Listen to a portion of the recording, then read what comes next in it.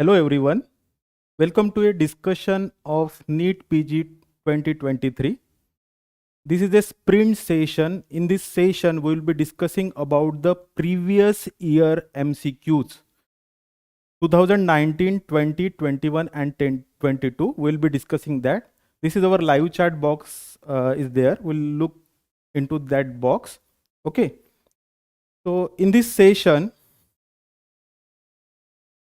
in the biochemistry session, we'll be discussing about the top rated questions or top rated MCQs from biochemistry and important topics from biochemistry. Yes, students? Yes. So we'll discussing the top rated questions and important topics simultaneously with the questions. Near about 50 questions we will discuss from NEET PG 2019, 20, 21 and 22. These are also important for FMGE exam and also important for your INICET exam. Okay. अगर आप लोगों ने PYQs का दर्शन नहीं किया तो आप trouble में आ सकते हो. आपको पता है हमारे इधर जो भी शुभ कार्य होता है उसमें हम अपने पूर्वजों को याद करते हैं. Similar is here. Okay, so PYQs, they are necessary for starting our study. So here the students may be of fresh batch of MBBS or exam going batch of MBBS or NEET PG aspirants. So this session is for all students. For fresh students, you can get orientation of topic from this session. For exam going students, there is revision, and for NEET PG aspirant, there is rapid revision along with the important topics in the biochemistry. This is our live chat box. Good evening, all of you. Good evening. Okay. Now we'll discuss one by one. We'll start with the first question. Okay.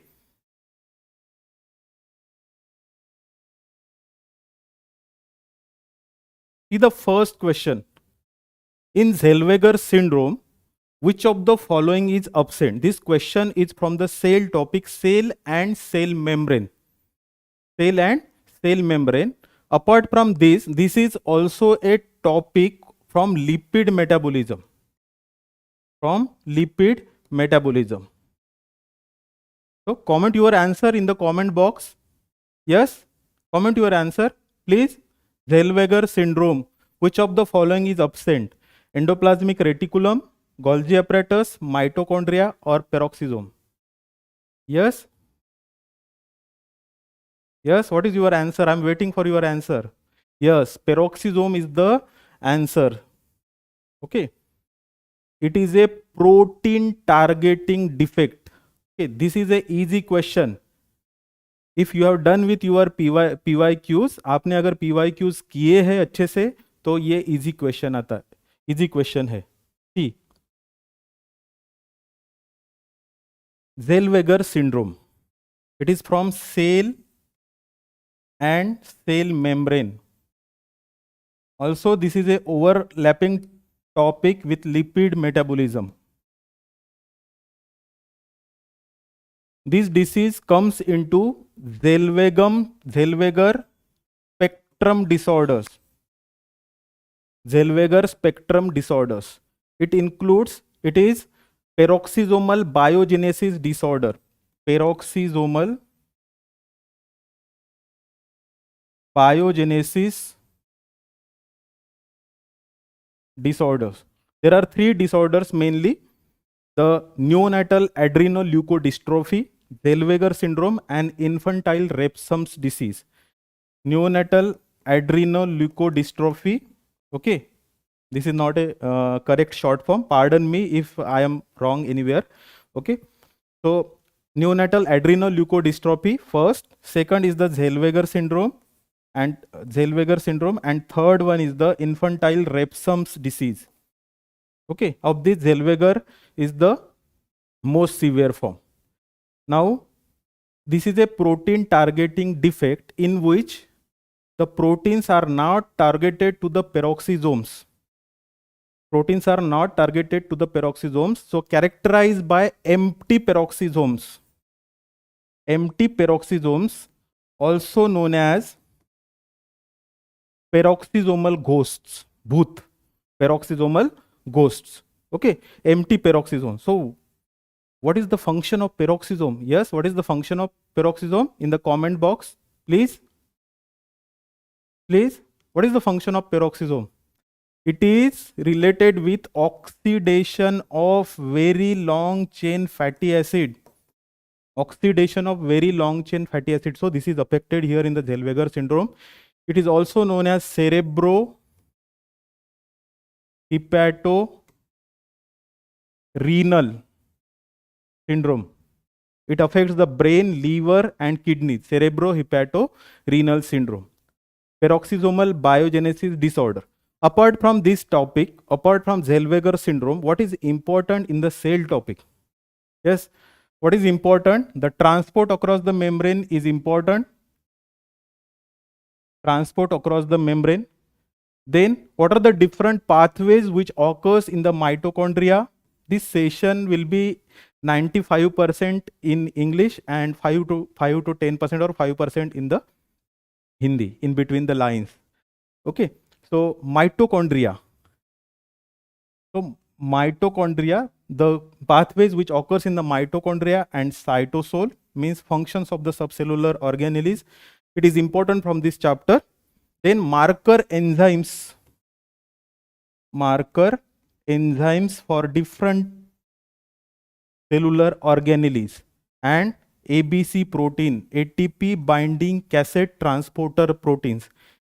These are important topics from this chapter, cell and cell membrane. Transport across the cell membrane, you know the transport.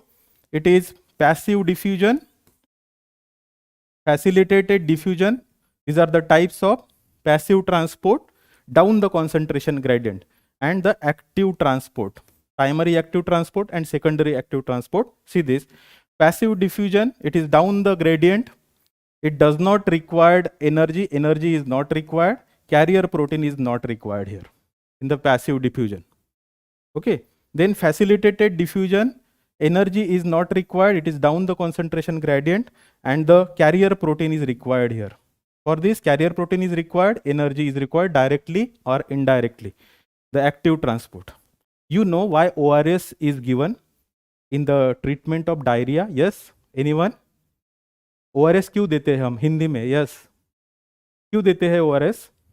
ORS में diarrhoea में क्या loss होता है? Sodium loss. There is loss of sodium. There is loss of sodium. ORS में क्या रहता है? ORS contains sodium and glucose. You know the poem? Do you know the poem that Mary had a little lamb? Do you know that poem? Yes, anyone? All of you know that poem, Mary had a little lamb. Do you know? Yes, in comment box. Yes. So Mary had a little lamb, and wherever she goes, the lamb will follow her. So this is a symport, co-transport, symport. Symport, also known as co-transport. What is the meaning of this? Symport or co-transport. The sodium is absorbed with the glucose. This is the mode of absorption of glucose from the intestine, also mode of absorption of sodium. This is the secondary active transport. Okay. So symport, it is known as symport. That's why ORS contain glucose also. Okay, to replenish the sodium stores. Okay, to replenish the sodium store. Remember that poem, Mary had a little lamb, and wherever she goes, the lamb will follow her. जहाँ जहाँ sodium जाएगा वहाँ वहाँ glucose जाएगा, जहाँ जहाँ glucose जाएगा वहाँ वहाँ सोडियम जाएगा. Facilitated diffusion, important example is fructose. Fructose follows the facilitated diffusion. 3F, remember 3F. Okay, fructose, facilitated diffusion, and the 5, GLUT5. GLUT5. Okay, pentoses, passive diffusion. These are the mnemonic to remember the absorption of these monosaccharides. Okay, now the mitochondrial and cytosolic pathway. This is very, very important. Mitochondrial and cytosolic pathway. GMC Nagpur. Yes, I am from GMC Nagpur. My PG is from GMC Nagpur. Okay, good evening all. So pathways that occurs in the mitochondria and pathways that occurs in the cytosol, it is very, very important. Mitochondria, it is particularly important in the oxidation. Okay, it is important in the oxidation. For example, beta oxidation of fatty acid, then PCA cycle or Krebs cycle, electron transport chain, biological oxidation, these occurs in the mitochondria. Most of the oxidative pathways occurs in the mitochondria. Now what occurs in the cytosol? Glycolysis. Glycolysis means conversion of glucose into pyruvate anaerobically into lactate. Then glycogenesis means synthesis of glycogen. Glycogenolysis. Genolysis means breakdown of the glycogen. But there are some pathways, these pathways are important, which occurs in the mitochondria as well as cytosol. Yes, in the comment box, please, the pathways which occurs in the mitochondria as well as cytosol. And most of these pathways, the first initial steps are in the mitochondria. Yes, please. I am waiting for 5 seconds. Yes, please. The pathways which occurs in the mitochondria as well as cytosol.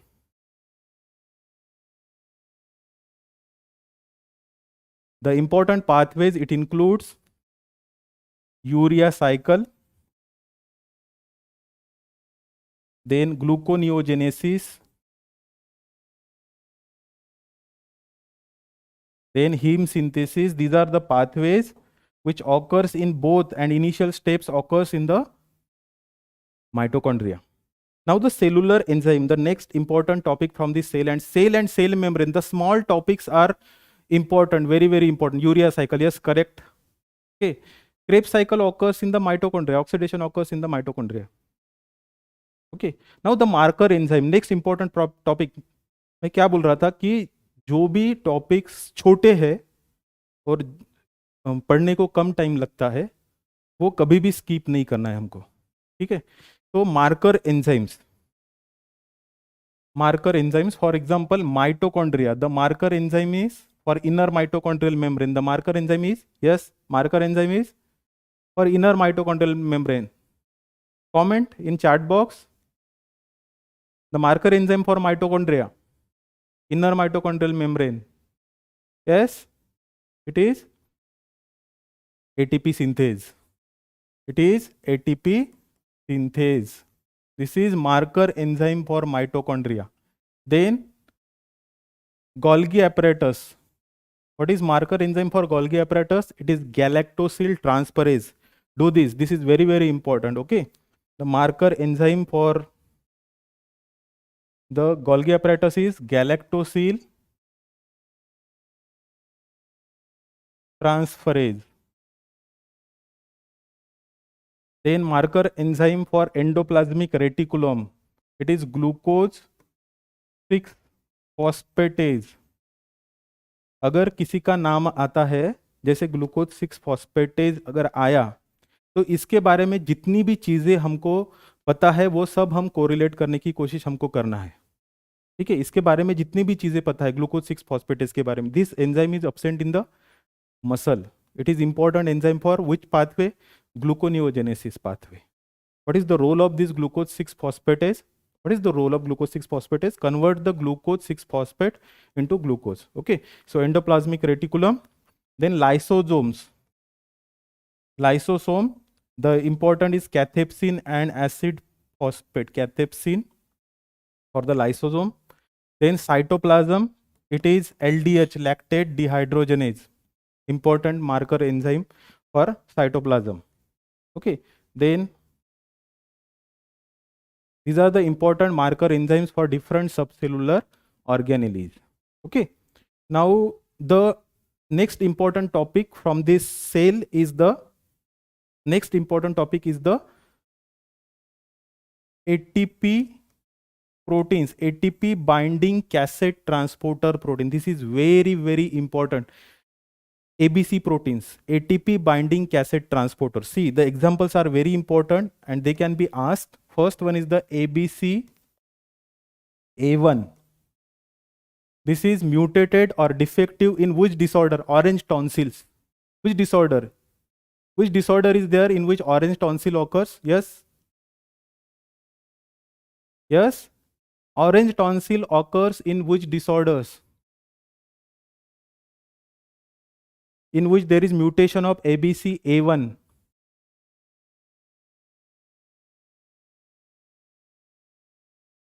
Yes, please. I am waiting for your comment. I am waiting for your comment. Orange tonsils. Tangiers disease, correct. Tangiers disease, yes, correct. Tangiers disease. Tangiers disease. So these diseases are very, very important. Orange tonsil characterized by it is alpha hypolipoproteinemia. Alpha hypolipoproteinemia. It also includes this alpha also includes the Fisheye disease. Then ABCA1.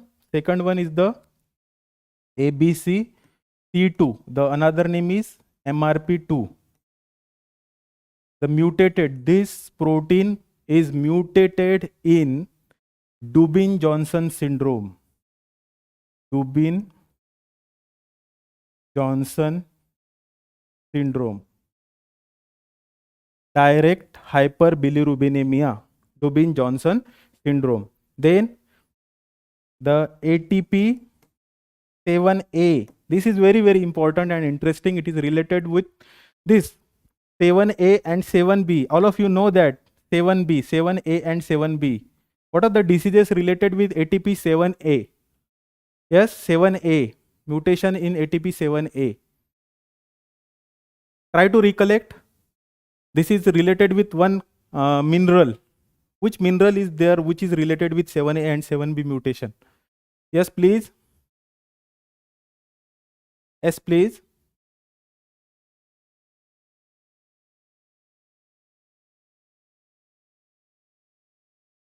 Menkes disease. Menkes disease. Yes, correct.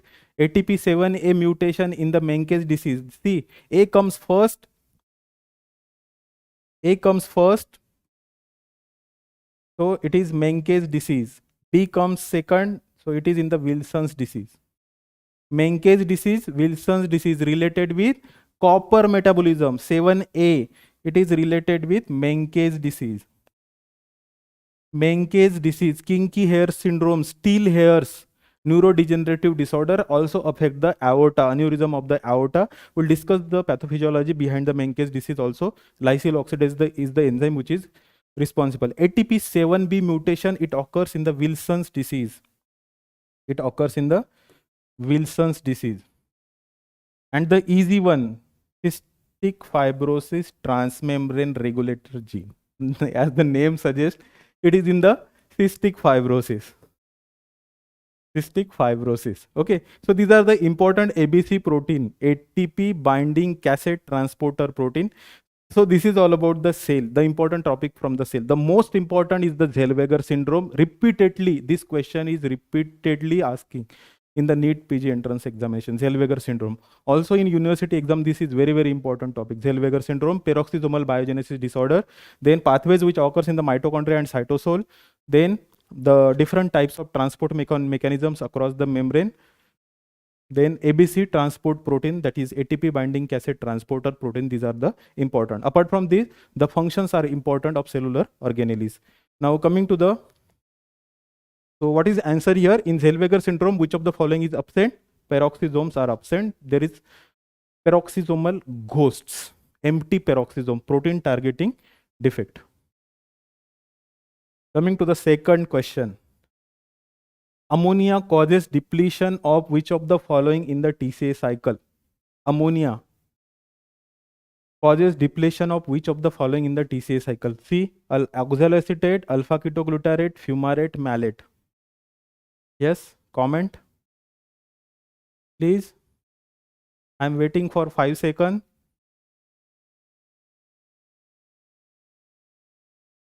I'm waiting for you. Ammonia toxicity. Why ammonia is toxic to brain? Option B. Yes, alpha ketoglutarate glutarate is the answer. Option B is the alpha ketoglutarate. Now C.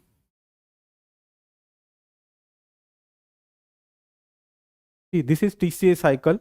You know the mnemonic to remember the TCA cycle? Okay. Citrate is a Krebs starting substrate for making oxaloacetate. This is mnemonic to remember the TCA cycle. See, citrate is a Krebs starting substrate for making oxaloacetate. This is mnemonic to remember the TCA cycle, the substrates of TCA cycle. Okay, alpha ketoglutarate. Alpha ketoglutarate combines with ammonia. This combines with ammonia to form glutamate. This glutamate again combines with ammonia to form glutamine. It forms glutamine. So it depletes whenever there is hyperammonemia, whenever there is increase in the ammonia level. जब भी ammonia बढ़ेगा तब ये ammonia alpha ketoglutarate के साथ combine होके glutamate बनाएगा और फिर ग्लूटामिन बनाएगा. Okay, so it depletes the level of alpha ketoglutarate, which is an important intermediate in the TCA cycle. If this is depleted, the ATP production will not happen, and because of that, there is TCA energy level decreases, and this is the principal reason why ammonia is toxic to the brain. This is the principal reason why ammonia is toxic to the brain. The distance is more, so I cannot read each and every comment. So pardon me for that. Okay. So alpha ketoglutarate plus ammonia gives glutamate, then glutamine. So it depletes the alpha ketoglutarate level, decreases the ATP production. And this is one of the reason, the most important reason why ammonia is toxic to the brain. Got it? So here depletion of alpha ketoglutarate occur. Okay.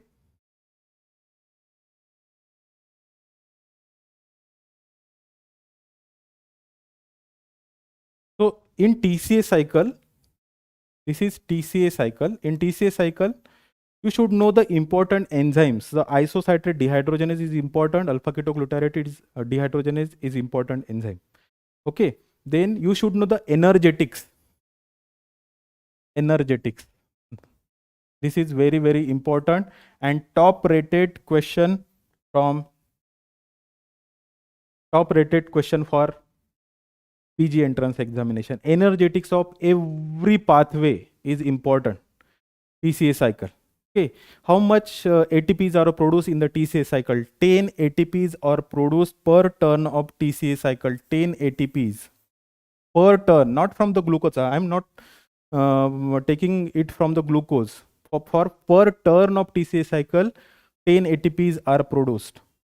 How many substrate level phosphorylation is there? One substrate level phosphorylation is there. We'll discuss the substrate level phosphorylation. There are 4 important reactions in which substrate level phosphorylation occur, means directly from the substrate ATP synthesis occur. So 10 ATPs are produced. From glycolysis, how many ATPs are produced? Glycolysis aerobically, how many ATPs are produced?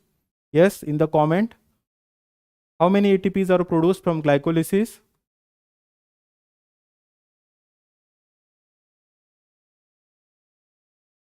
Glycolysis, aerobically, anaerobically.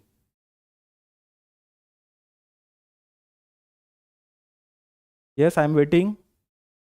I'm waiting for you. Yes, anaerobic glycolysis will give you, anaerobic glycolysis will give you 2 ATPs. Will give you 2 ATPs, and aerobic glycolysis will give you 7 ATPs. Okay, if glycolysis in muscle, how many ATPs are produced?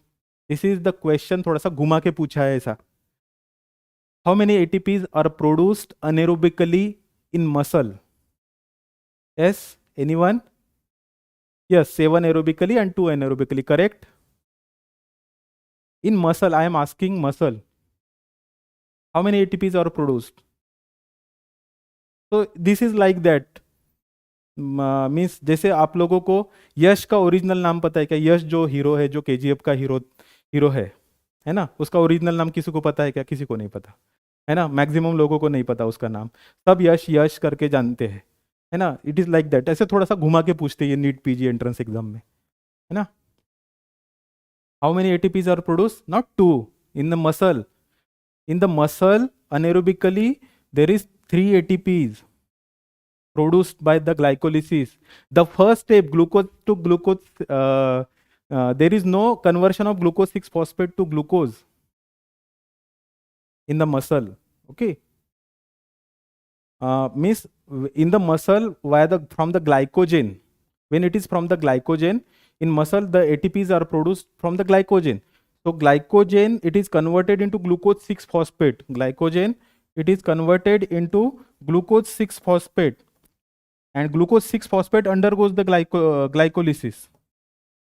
The first step is bypass here, conversion of glucose to glucose 6 phosphate. This step will bypass here. So 3 ATPs are produced in the muscle. Got it? So energetics, we are in the energetics. We will discuss the energetics of every pathway.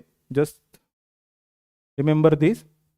So glycolysis, aerobic glycolysis, 7 ATPs, anaerobic glycolysis,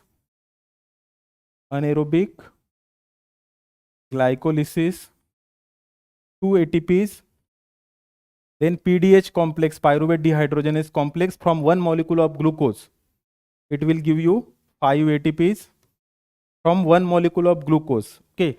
Then TCA cycle, from one molecule of glucose, you will get 20 ATPs. From one molecule of glucose, you will get 20 ATPs. How many ATPs are produced in the beta oxidation of fatty acid? That is palmitic acid beta oxidation. Palmitic acid, 106 ATPs. And the stearic acid, it is 120 ATPs. So remember these energetics. This is very, very important. Energetics of each and every pathway. Okay. Glycolysis, anaerobic glycolysis, pyruvate dehydrogenase complex, TCA cycle, from glucose. Per turn it is 10 ATPs. But from the glucose you will get 2 molecules of pyruvate. Okay. Then from glucose, PDH complex will give you 5 ATPs. Beta oxidation of palmitic acid, it gives 106 ATPs, and stearic acid will give the 120 ATPs. Got it? So this is for the second question. Now see, defect in Menkes disease. This is top rated question, copper metabolism. Just note down the top rated question. Okay, just note down. Defect in Menkes disease, lysyl hydroxylase, lysyl oxidase, prolyl hydroxylase, prolyl oxidase. What is the defect in Menkes disease? We know the mutation, but we don't know the enzyme which is defective. Yes.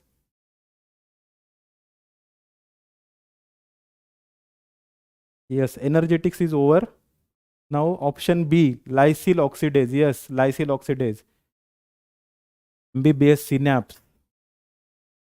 Lysyl oxidase is the answer. Correct. Lysyl oxidase is the answer.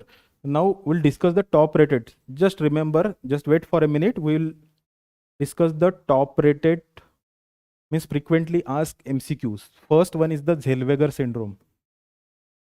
Zellweger syndrome. Second important is the glycosaminoglycans, GAGs. Third important is the niacin. Fourth important is pyridoxal phosphate, PLP. Fifth important is arginine, will give you nitric oxide via the nitric oxide synthase. This is the fifth important question. Okay.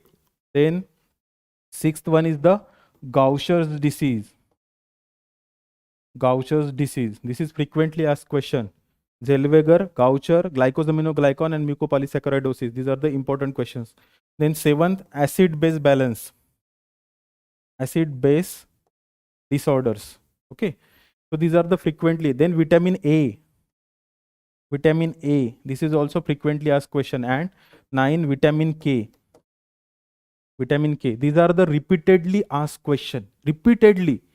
In last 4 years, the 2 to 3 times the question is repeated on this topic. So this is the important must-do topic for your NEET PG entrance examination. Must do. Okay, this Zellweger, Glycosaminoglycans, each and every glycosaminoglycan you should know. Niacin, it is very hot favorite, niacin. This is hot favorite, niacin, because it is connected with tryptophan metabolism. Niacin, pyridoxal phosphate, it is also important. Then arginine nitric oxide, 3 times there is question on nitric oxide. Okay, so these are the important topic. We'll coming back to the discussion. Do you know the copper?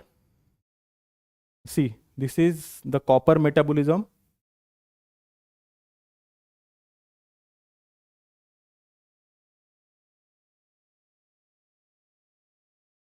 In copper metabolism, intestine to liver, intestine to liver, and from liver to bile,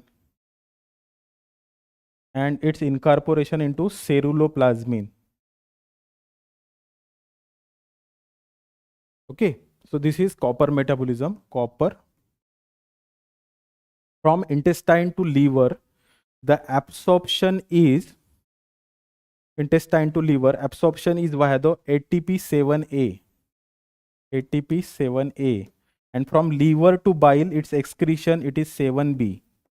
ATP7B. This is ATP7B. Okay, these are the proteins. ABC means ATP binding cassette transporter proteins. Okay, this is copper metabolism. There are number of enzymes which are dependent on the copper. We'll discuss that enzymes also. See, copper, cytochrome oxidase. That is, you know that cytochrome oxidase of electron transport chain. Cytochrome A3. Okay, cytochrome oxidase. Then ceruloplasmin. Ceruloplasmin. Then catalase. Catalase. Then ALA synthase. First step of heme synthesis, ALA synthase. Glycine plus succinyl coenzyme A, ALA synthase. Okay. Then cytosolic superoxide dismutase. Then tyrosinase. You should know the each and everything about the copper, each and everything. Okay, then lysyl oxidase. Lysyl oxidase. These are the important enzymes for which copper is important. Okay, got this? Important enzymes for which copper is important. Cytochrome oxidase, ceruloplasmin, catalase, ALA synthase. It is important for the heme synthesis. Then this is antioxidant function. Tyrosinase is for the melanin synthesis. This is important, melanin synthesis. Lysyl oxidase. It is important. What is the role of lysyl oxidase? It causes oxidation of lysine. It causes oxidation of 4 lysine residue and form desmosine. It forms desmosine. Oxidation of 4 lysine residue to form desmosine, which is important for elastin formation. Which is important for elastin formation. It is important for elastin formation. And elastin is a principal component of large blood vessels, principally the aorta. Large blood vessel, aorta. Yes. In biochemistry, I got 99 marks. If it is out of 100, then it is a very good score. Very good means excellent score. 99, no one got the 99 marks. Very good score. Congratulations. Okay. See, so these are the different enzymes which are related with copper. This is the transport of copper, 7A, 7B. Then it is important for elastin formation, which is important in the large blood vessel. That's why in the lysyl oxidase deficiency, there is aneurysm of aorta. In Menkes disease, there is aneurysm of aorta. And also there is the neurodegenerative changes. And kinky hair like this. Kinky hair. This is like this. Kinky steel hairs, brittle hairs, easily pluckable. ऐसे हाथ में पकड़ोगे तो हाथ में आ जाएंगी. Easily pluckable hairs. Okay, so this is Menkes kinky hair syndrome, steel hair. Menkes disease. It is important. This is mutation in ATP7A. This is the copper deficiency. This is very, very important topic. copper. Okay, then Wilson's disease, we'll discuss the Wilson's disease in the MCQ of Wilson's disease. Okay, this is also again, this is again a very, very important question. Why there is KF ring in Wilson's disease? Why there is sunflower cataract? Then in Wilson's disease, there is hepatolenticular degeneration. Okay, so we'll discuss that in the Wilson's disease.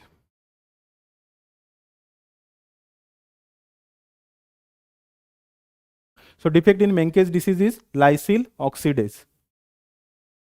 See, this is very easy question, but PYQs are important. अगर आपने PYQ के दर्शन नहीं किए तो आप PYQ आपको देख लेगा एग्जाम में. So PYQs are very, very important. Do PYQs. PYQs means previous year questions. Creatinine, nitric oxide. See, क्या बोला था मैंने नाइट्रिक ऑक्साइड का? हाई रेटेड टॉपिक बोला था मैंने, highly rated topic for NEET PG examination. Creatinine, nitric oxide and urea are synthesized from which amino acid? Are synthesized from which amino acids? Now, how will we solve this? Creatinine. For creatinine, which amino acids are required? Yes, arginine, correct answer. Arginine. Okay. So creatinine, it is made up of GAM. बहुत सारा गम है इसको, बहुत सारा गम है creatinine को. Glycine, arginine, methionine. So glycine and arginine from goniodoacetate, then methyl group is donated by the S-adenosyl methionine, and S-adenosyl methionine converts this goniodoacetate into creatine. Creatine, not creatinine. Here is creatinine. Now creatinine is an anhydride of creatine. See, glycine plus arginine form goniodoacetate. Goniodoacetate. Then the methyl group is donated by SAM. It is donated by the SAM, S-adenosyl methionine, and goniodoacetate is converted into creatine. The creatinine is the anhydride of creatine, creatinine. Okay, so glycine, arginine, methionine is there. Nitric oxide, it is synthesized from the arginine. Arginine, it is converted into nitric oxide plus citrulline. The nitric oxide synthase is important enzyme here, and this step is, remember this step, this is very, very easy step. Okay, nothing is more than this. Nitric oxide synthase, it requires nitric oxide synthase, it requires NADPH, it requires FMN, it requires FAD, it requires tetrahydrobiopterin. These are the coenzymes required for the nitric oxide synthase. Okay, arginine is converted into nitric oxide and citrulline. So this is important. हमने पहले ही बोला था कि this is top rated MCQ. Arginine to nitric oxide. Okay, and then urea. You know the urea cycle. Which amino acid is there in urea cycle? Yes, arginine is there. So your answer will be arginine. Got it? Answer will be arginine here.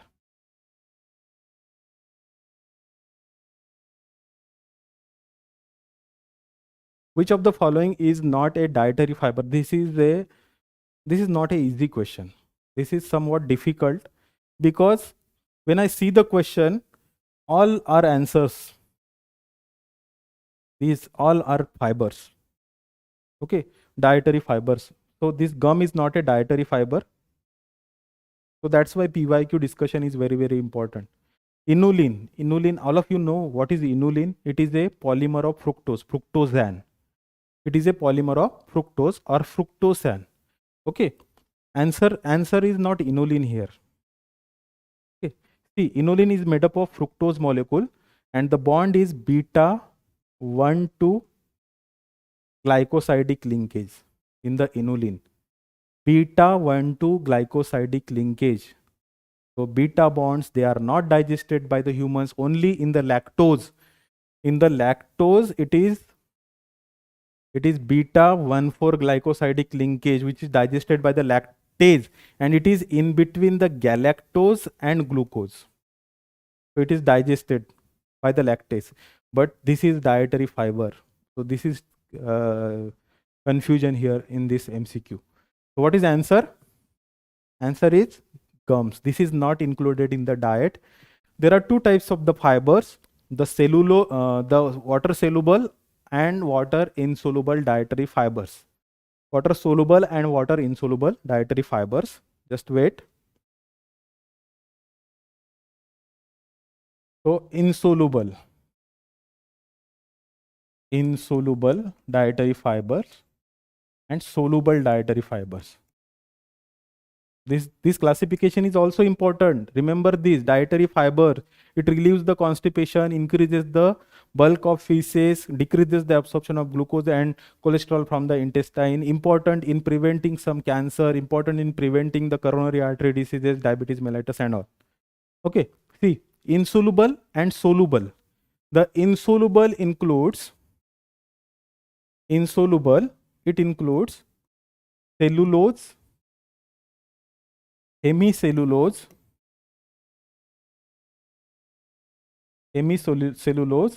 and lignin. These are the water insoluble dietary fibers. While the soluble, it includes the pectin, then mucilage. These are the soluble, and gums. Gums also included, but it is not included in the diet. Okay, so these are the soluble dietary fiber. Apart from this, lactulose,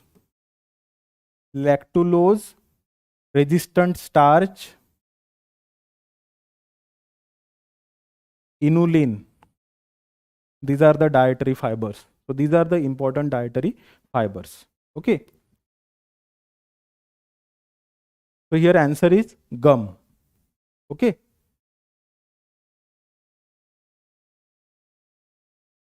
Which of the following is not the source of cytosolic NADPH? This is very, very important. HMP shunt. What is the source of NADPH? So I am waiting for your answer. Isocitrate dehydrogenase, ATP citrate lyase, malic enzyme, and G6PD, glucose 6-phosphate dehydrogenase. This question becomes easy if I ask which of the following is a source of cytosolic NADPH. Okay, yes, answer this question. I am waiting for your answer.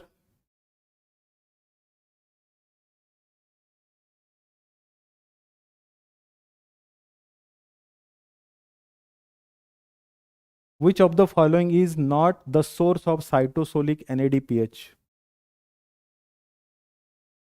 एक है जो source नहीं है, बाकी सब source है. Yes, option D, ये तो प्रीडोमिनेंट सोर्स है भाई, doctor Syed. Option A, isocitrate dehydrogenase. Yes, option D, option A, option B is the correct answer. किसने बताया?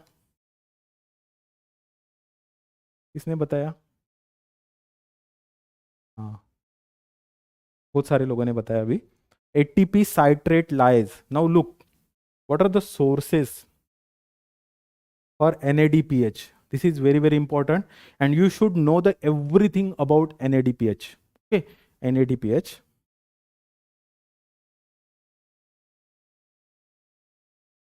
%60 of NADPH, it is given by the HMP shunt, hexose monophosphate shunt, also known as pentose phosphate pathway.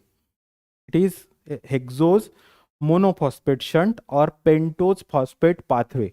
The two important enzymes in the HMP shunt, first one is the glucose 6-phosphate dehydrogenase. This is the first, and phosphogluconate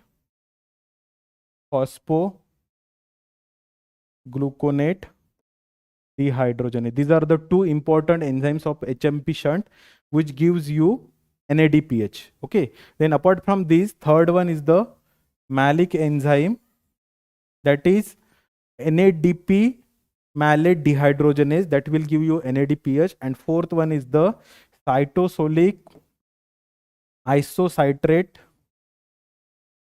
dehydrogenase. These are the four important enzymes which will give you NADPH. Guard बांध लो इसकी, ये चार enzyme है जो तुमको NADPH देते हैं. These are the four important enzymes. HMP shunt gives the 60% of NADPH, and malic enzyme, isocitrate dehydrogenase, cytosolic isocitrate dehydrogenase. Now see the link reaction here. This is very, very important. Listen carefully. This is very, very important. Okay. See, NADPH. What is the role of NADPH?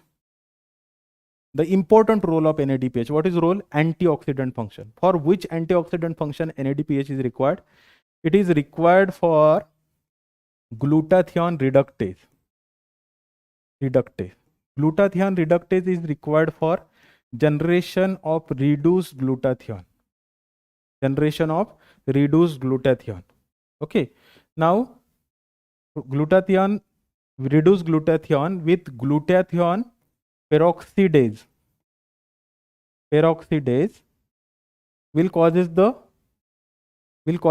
it has the antioxidant function in presence of glutathione, and glutathione peroxidase causes the antioxidant function.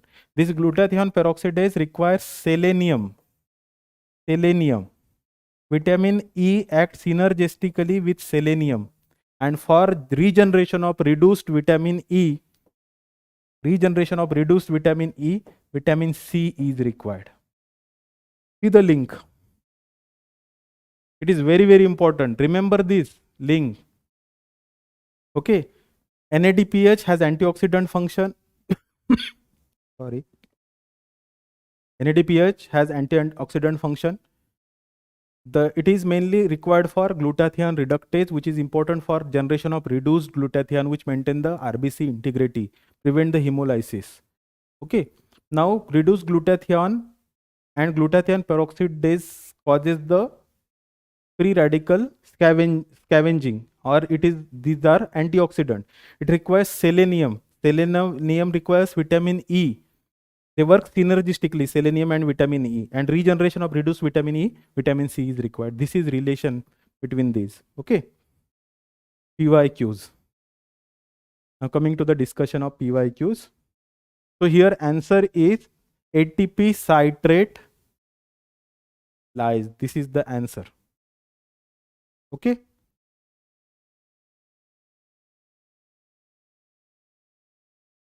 Now the seventh.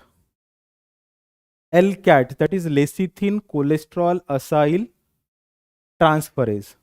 LCAT is an enzyme associated with HDL and converts HDL cholesterol to HDL cholesterol ester by adding one fatty acid in cholesterol. Which of the following is increase in LCAT deficiency? This is easy question as the answer is given in the question. जितना बड़ा question रहेगा कुछ तो भी उसमें hint रहेगी, है ना? तो read the question twice before answering. What is answer? Yes, option C, option A. Option C is VLDL. Option A is the HDL. Look, LCAT, lecithin cholesterol acyl transferase. What is the role of LCAT is given here? Converts the HDL cholesterol to HDL cholesterol ester. So HDL, the cholesterol in the HDL is converted into cholesterol esters. Okay. So this is nascent HDL, discoidal HDL, nascent discoidal HDL. Yes, HDL is the answer. Okay, Gaurav. Option C, VLDL is not answer. MBBS synapse, HDL. Atypical medico, LDL. HDL is the answer. Yes, HDL is the answer. This is nascent discoidal HDL. Okay. By esterification of cholesterol in the HDL, it becomes spherical. And it is important for transport of cholesterol. So, what is the role of HDL? What is the role? Yes, reverse transport of cholesterol. So, answer here is HDL. There is an increase in this HDL. Okay.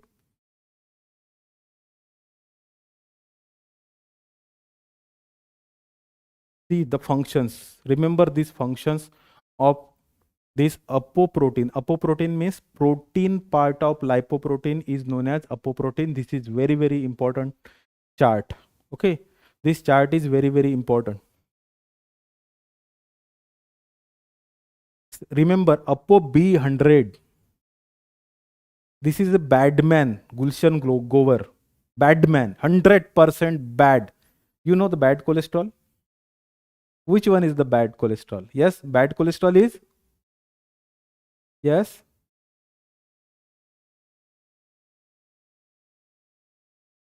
bad cholesterol. Which one? LDL or HDL? For deposition, atherosclerosis, which one? Yes, LDL is the atypical medico, LDL. Okay, LDL is the bad cholesterol. All of you know that LDL is the bad cholesterol. It is 100% bad. You know the bad man in film industry, Gulshan Gover? Okay, I'm bad man. Okay, so it is 100% bad. It contain only B100 LDL. Remember this. Okay, ApoB48, it is in the intestine. It is in the chylomicron. You know, this is the example of. Yes, I want the answer from you.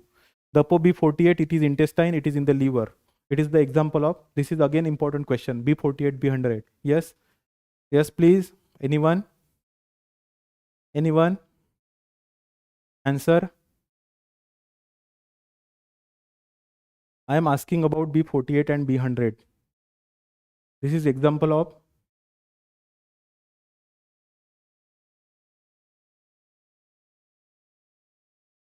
Yes, waiting. 10 seconds. 1, 2, 3, 4, 5, 6, 7, 8, 9, 10. It is example of. Yes, yes, yes, yes. Correct, correct. MD. RNA editing. It is example of RNA editing. One is synthesized in the intestine, one is synthesized in the liver. Due to the premature truncation of protein or premature termination, it is only 48% synthesized and it is 100% synthesized in the liver.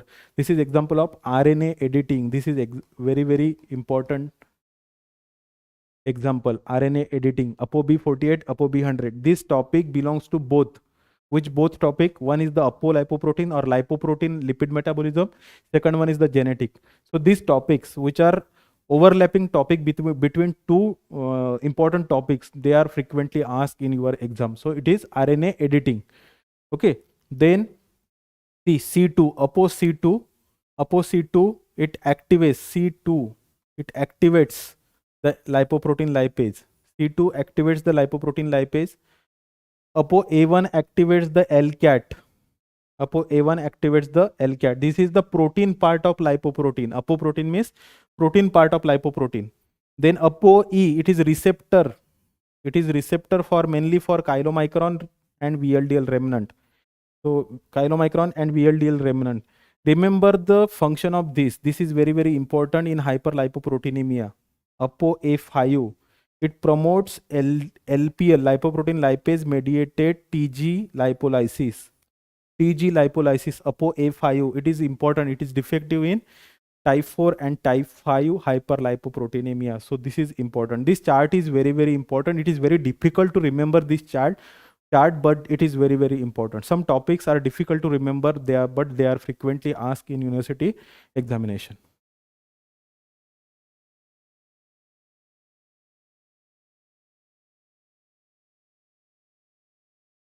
This is Fredrickson classification of hyperlipoproteinemia, and this is very, very important. Listen carefully. This chart, it is very important. Okay. 1, 2A, 2B, 3, 4, and 5. These are the hyperlipoproteinemias. Hyperlipoproteinemias. You can take snapshot here, or it is also in the PDF. Okay, it is also in the PDF. This chart is very important. Very, very, very important. It is top rated. It is top rated question. Every NEET PG entrance examination got the question on this lipoprotein or this Fredrickson classification of hyperlipoproteinemia. Tip 1, first I will tell you the important features of this table. See, whenever there is increase in the cholesterol, there is increased risk of coronary artery disease there is increased risk of atherosclerosis. And there is xanthoma that is known as tendon xanthomas. Whenever there is increase in the cholesterol level, and when there is increase in the TG level, that is triglyceride level, when it is increased, it causes eruptive xanthomas.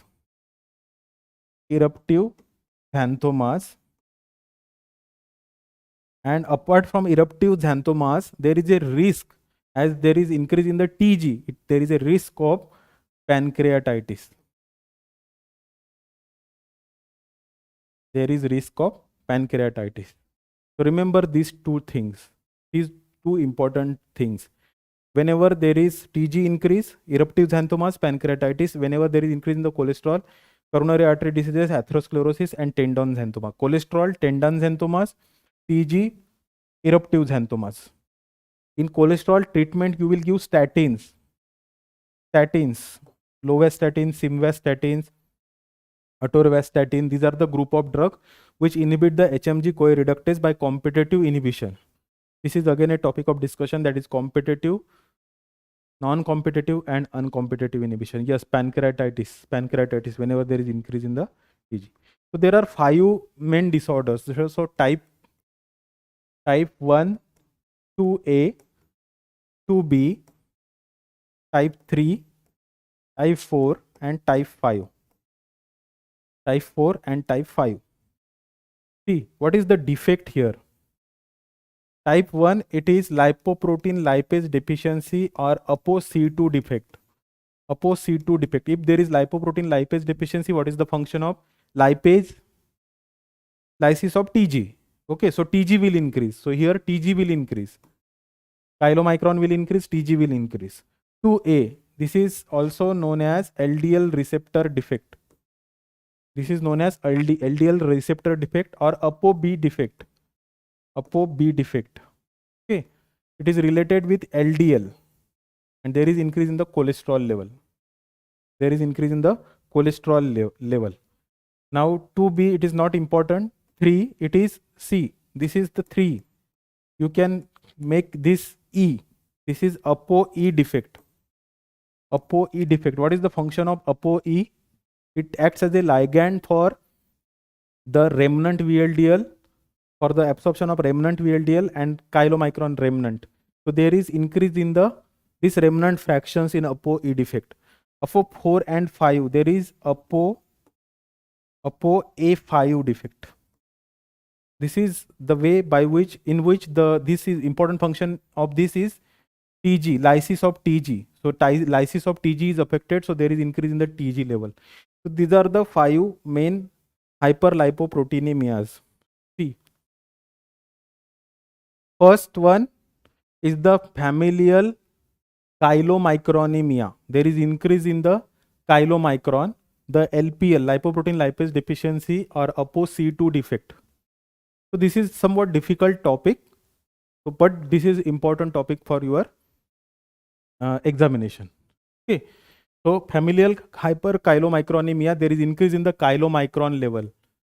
What is there in the chylomicron? Means if you collect the sample of this patient, the sample appears milky.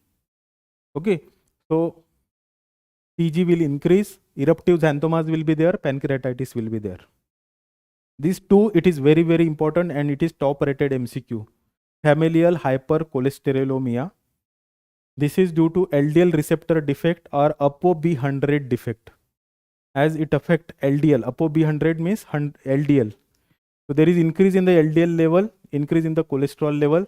There is tendon xanthomas, atherosclerosis, and coronary artery disease risk of coronary artery disease.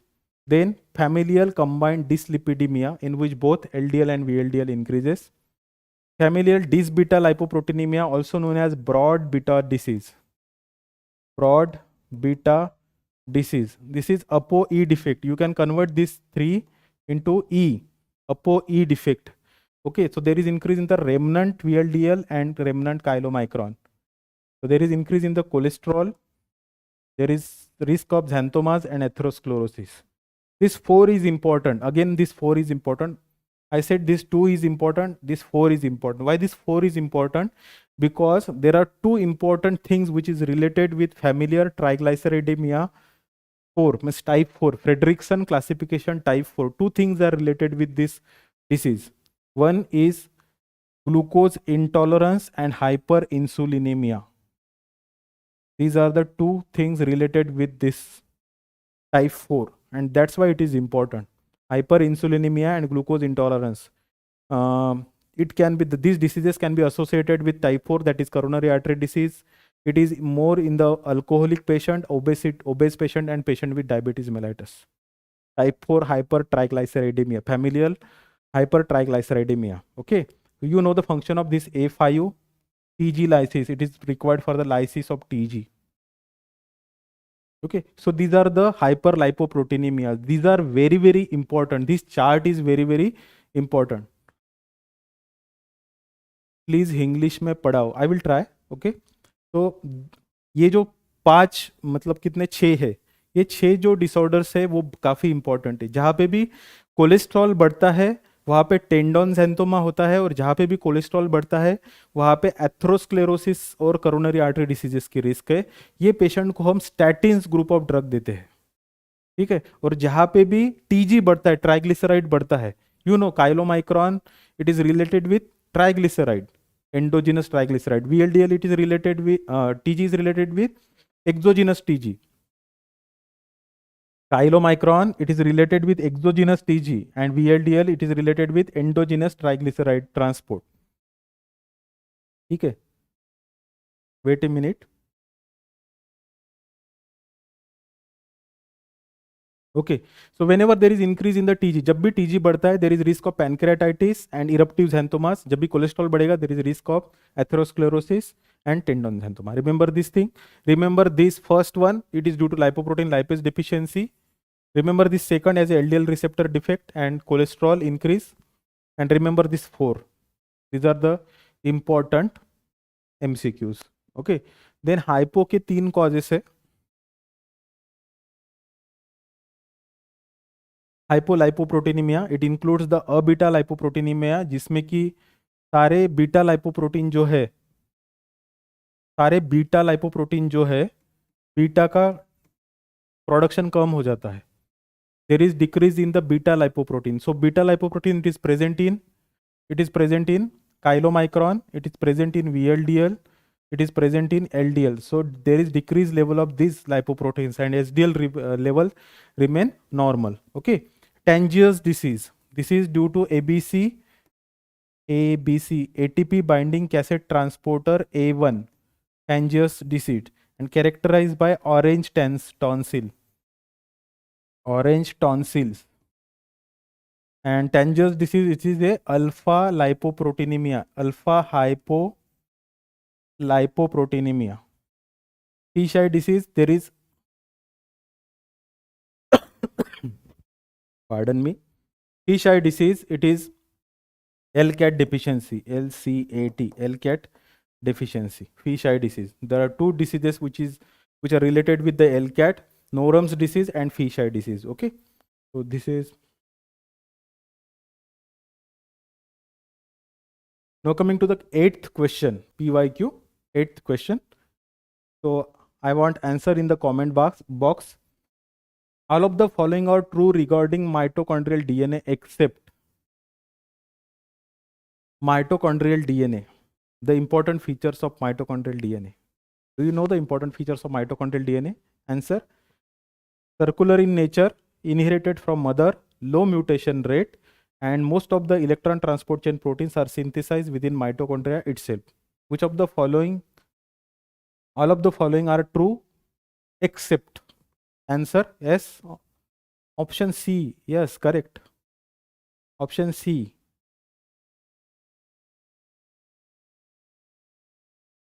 Yes, Muhammad Umar.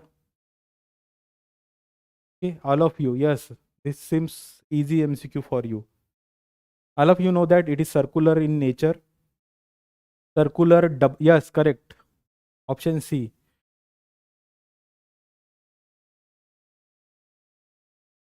See, this is circular double-stranded DNA.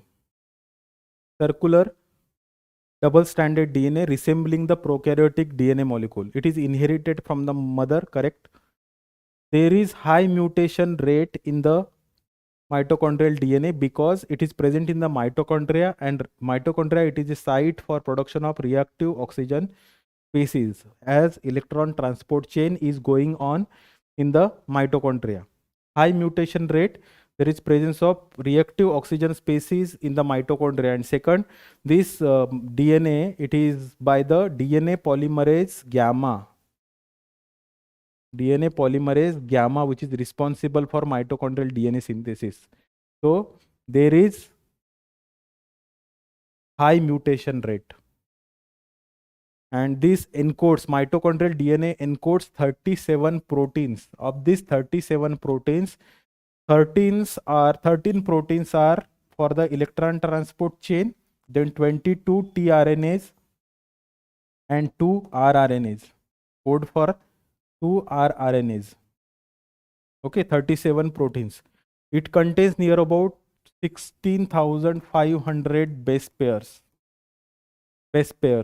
And the codons, they differ as compared to the nuclear DNA. There is difference in the codon. For example, AUG is always a start codon for nuclear DNA, but here AUA also act as a start codon in the mitochondrial DNA.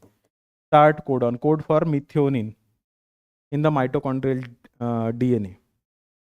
Then UGA, it codes for tryptophan. This is UGA is the stop codon in the nuclear DNA, but it codes for the tryptophan in the mitochondrial DNA.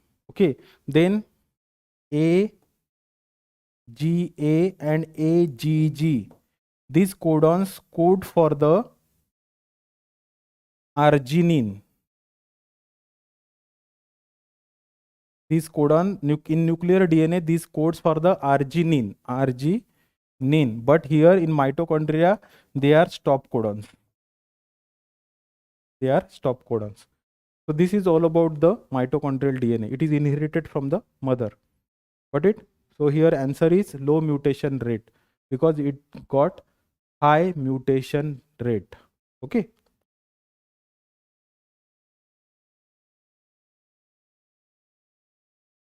Number 9. Protein not synthesized in liver. Protein not synthesized in liver. The answer is albumin, immunoglobulin, plasma enzymes, acute phase proteins. All of you know this is simple MCQ. Yes, answer.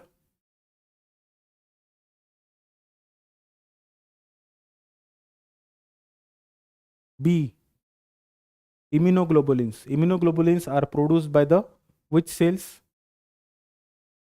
Immunoglobulins are produced by which cells? Yes, immunoglobulins are produced by which cells? Yes, answer is correct. B. Immunoglobulin is the answer. Immunoglobulin is produced by which cells?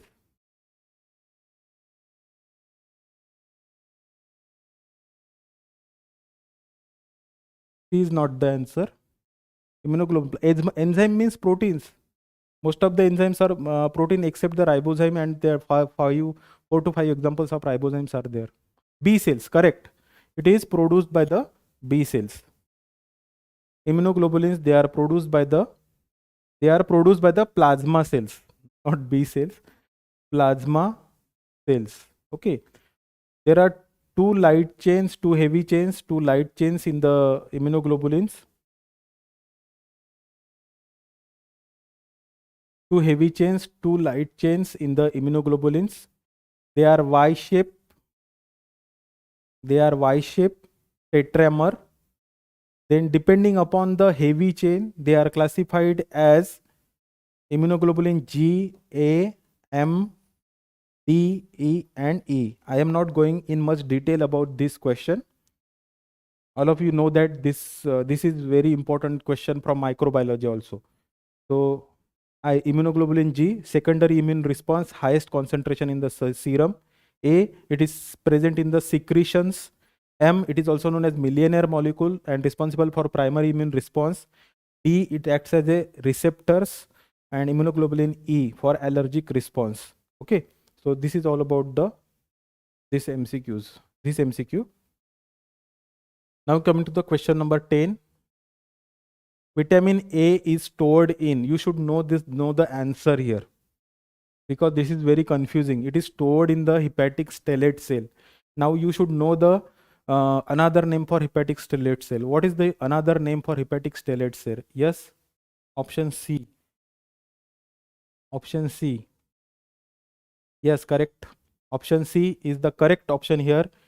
It is hepatic stellate cell. It is stored in hepatic stellate cell, also known as ito cells of the liver. It is also known as ito cells of the liver. What are the vitamins of vitamin A? मैंने पहले भी बोला था कि vitamin A is the top rated question in biochemistry. Vitamin A, so we'll discuss the vitamin A. There are three forms, mainly the retinol, that is aldehyde form, retinol, and retinoic acid, and beta carotene. Of these, which is having the antioxidant property? A, B, C, and D. Which is having the antioxidant property of these four?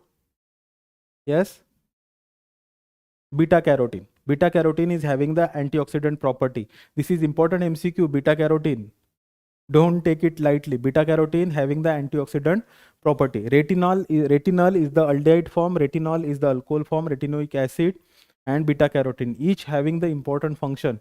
This retinol, it is a important in 11 cis retinol, the important form 11 cis retinol. It is present in rhodopsin. It is present in rhodopsin of the eye, and it is important for the vision.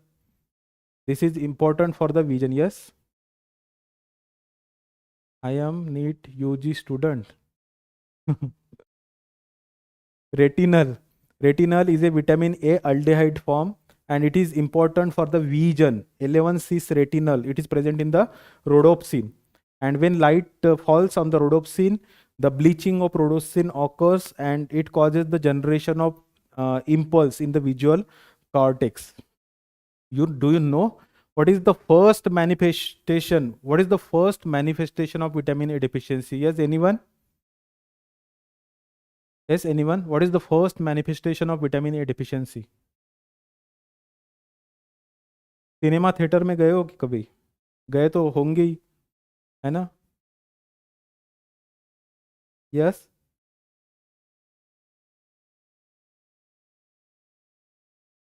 First manifestation of vitamin A deficiency. Night blindness, correct. Night blindness is the first manifestation, means increase in the dark adaptation time.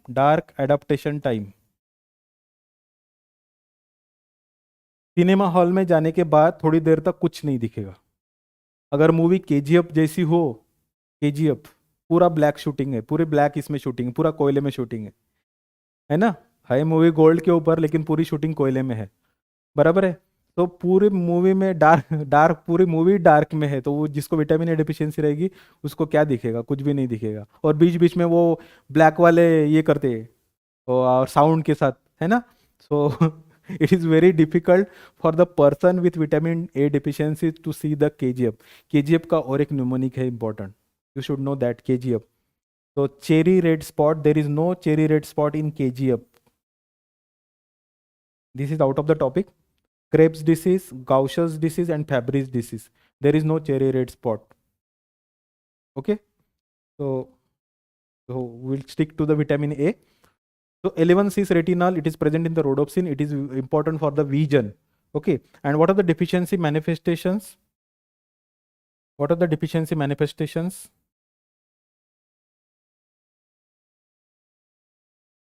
See, the deficiency manifestations of vitamin A in terms of vision. Okay, it includes first the night blindness, that is known as nyctalopia.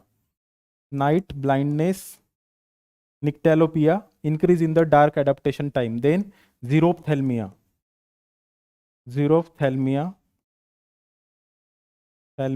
that is conjunctival xerosis. Then bit out spot, triangular white opaque bit out spot. So suppose this is eye, this is cornea, there is triangular white opaque spot on the conjunctiva. This is known as bit out spot because of keratin debris, accumulation of keratin debris, hyperkeratinization of the conjunctiva. It causes the bit out spot. Okay, then corneal xerosis, corneal xerosis. Then ulcer, corneal ulcer less than 1/3, more than 1/3 of the cornea.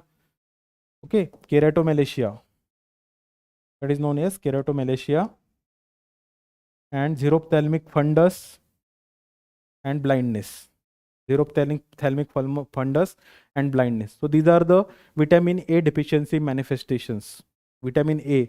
And this retinal, it is important in the, what is written?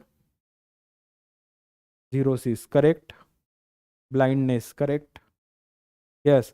Also, apart from these, there is skin manifestation. For maintaining the epithelium, retinol is important. Retinol is important for maintaining the epithelium and also for the germinal epithelium. Maintaining the germinal epithelium, retinol is important. It prevents the keratinization of the skin and mucous membrane. So hyperkeratinization is there, principally involving the posterior aspect of the forearm. I am correct? Posterior aspect of the forearm. So that is known as phrynoderma. Phrynoderma. It is nutritional deficiency also. Other nutritional compounds are also important in the phrynoderma, specifically the essential fatty acids. Essential fatty acid deficiency also causes the phrynoderma. It is multivitamin and the fatty acid deficiency that causes the phrynoderma. So there is hyperkeratinization of skin on the posterior aspect of the arm or elbow. So that causes the phrynoderma. Okay. Retinoic acid is particularly important in the growth and differentiation because it acts on the nuclear receptor. Remember this, it acts on the nuclear receptors. That's why it is known as hormone. Vitamin A is also known as hormone. It acts on the nuclear receptors. It is important for growth and differentiation. And beta carotene, it is antioxidant function. It is important antioxidant function. Prevent from the coronary artery diseases, prevent from the atherosclerosis, prevent the formation of cataract. So this is about the vitamin A. Okay.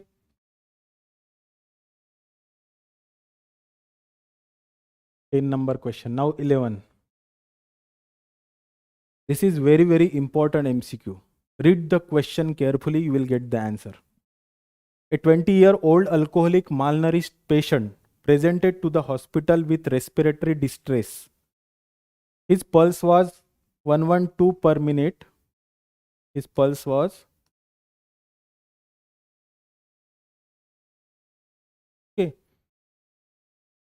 Patient had edema, okay, hypertension, systolic murmur, then bilateral crepitation were felt in the lungs. Diagnosis of congestive high output cardiac failure was made. This is the key in the diagnosis. High output cardiac failure was made.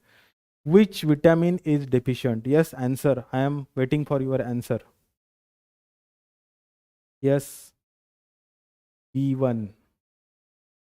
Muhammad Umar, Keshav Narayan, in Aditya. Yes, B1. Thiamine deficiency. Thiamine deficiency causes beriberi. There are three main types of beriberi: dry beriberi, wet beriberi, and infantile beriberi. Also, one Soshin beriberi, that is the fulminant type of beriberi. Dry beriberi, wet beriberi, infantile beriberi. Okay, vitamin C deficiency causes scurvy. This causes scurvy. Vitamin B2 deficiency causes ariboflavinosis. Ariboflavinosis means magenta tongue, fissure in the angle of mouth, cheilosis, glossitis, circumcorneal vascularization, seborrheic dermatitis. These are the features of B2. And neuropathy, B6, it is neuropathy. Neuropathy. Okay. So see the symptoms. It is not matching with any of these three. It is matching with the B1. Now we'll discuss the B1.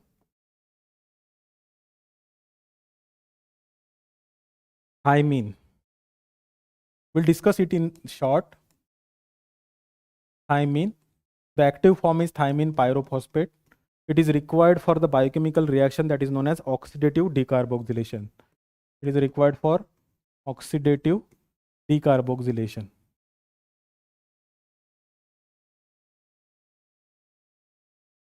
For decarboxylation, which vitamin is required? Out of the topic, decarboxylation. If you thinking about the oxidative decarboxylation, you should know about the decarboxylation and you should know about the carboxylation also. If you are thinking, अगर आप ऐसा सोच रहे हो कि oxidative decarboxylation के लिए thiamine pyrophosphate important है, तो आपके दिमाग में ये भी आना चाहिए कि डिकार्बोक्सिलेशन के लिए कौन इंपॉर्टेंट है और कार्बोक्सिलेशन के लिए कौन इंपॉर्टेंट है. Which is important for carboxylation reaction? Yes, carboxylation reaction. Zinc is not, PLP is not. PLP is required for decarboxylation. For carboxylation reaction, which vitamin is required? Yes, in chat box please.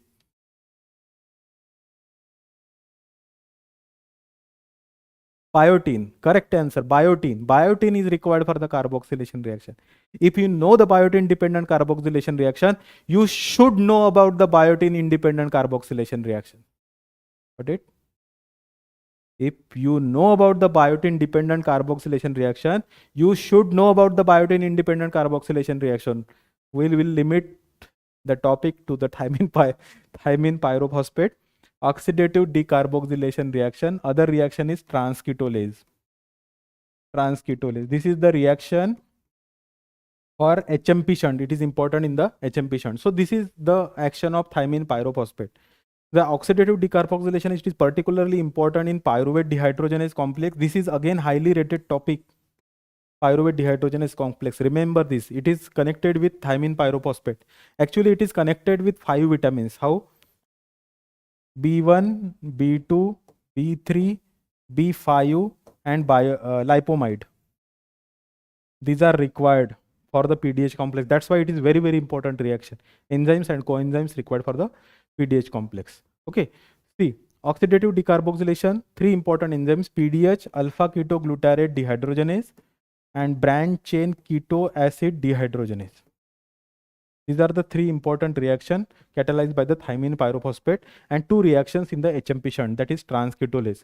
And its activity is measured by measuring the RBC transketolase activity.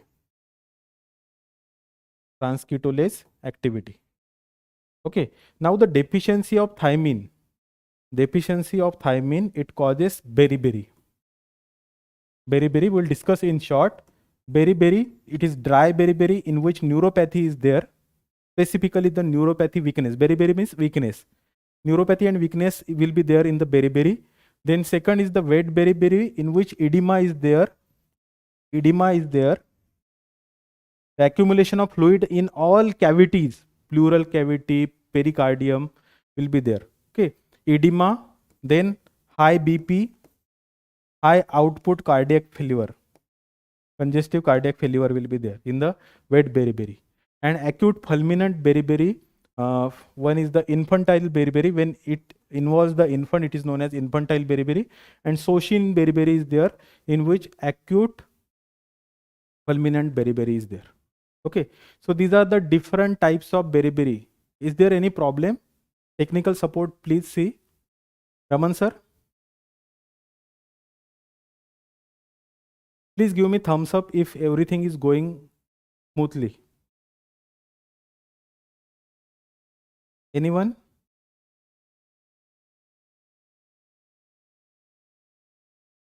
Anyone? Please give me thumbs up if everything is going smoothly.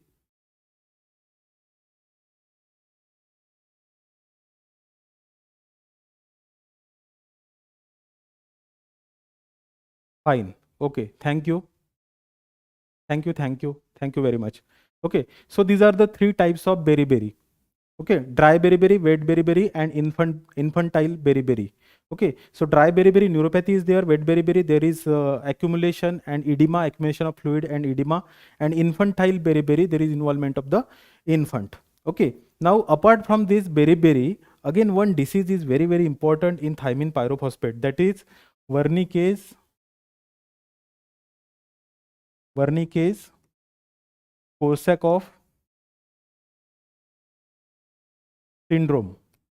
Wernicke-Korsakoff syndrome. It is very, very important. And mnemonic is GOA. Goa MP. सबने गोवा का plan बनाया होगा, बहुत लोगों का गोवा का plan successful हुआ, बहुत सारे लोगों का गोवा का प्लान हुआ ही नहीं सक्सेसफुल, वो आखिरी तक नहीं होता, ठीक है। तो remember this, Goa MP, global confusion,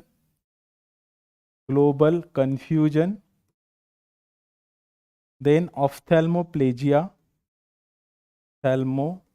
means paralysis, then ataxia means gait disturbances, memory loss and psychosis. Ghajini movie देखी है क्या? गजनी मूवी, आप लोगों ने गजनी मूवी देखी है क्या? शॉर्ट टर्म मेमोरी लॉस है ना, और साइकोसिस, क्या पीटता उसको गजनी में, मेमोरी लॉस एंड साइकोसिस, उसको वर्निकेज नहीं था, it is something different, okay. तो मेमोरी लॉस, साइकोसिस. What are the different vitamins which are related with dementia? Do you know the different vitamins which are related with dementia? Anyone knows the different vitamins? See,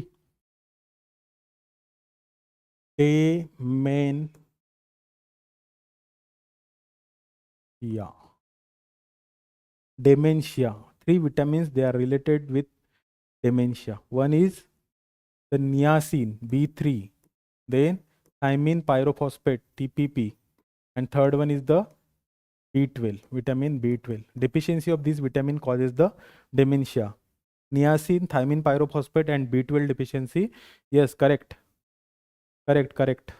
Yes, B3. So it causes the dementia, memory loss and psychosis. So this is all about the B1, thymine. Requirement is the RDA is 1.5 milligram per day, 1 to 1.5 milligram per day. But remember, it is particularly affect the people where they consume the polished rice, because this thymine is present in outer alluron layer of the whole grains. जब rice को polish करते, उसको चमकाने के इसमें उसको polish करते तो उसका आउटर लेयर निकाल देते, that removes the 80% of the thymine activity, and when this rice is consumed as a staple diet, polished rice, when it is consumed as a staple diet, it causes the beriberi. Okay, so this is the question, 11th question.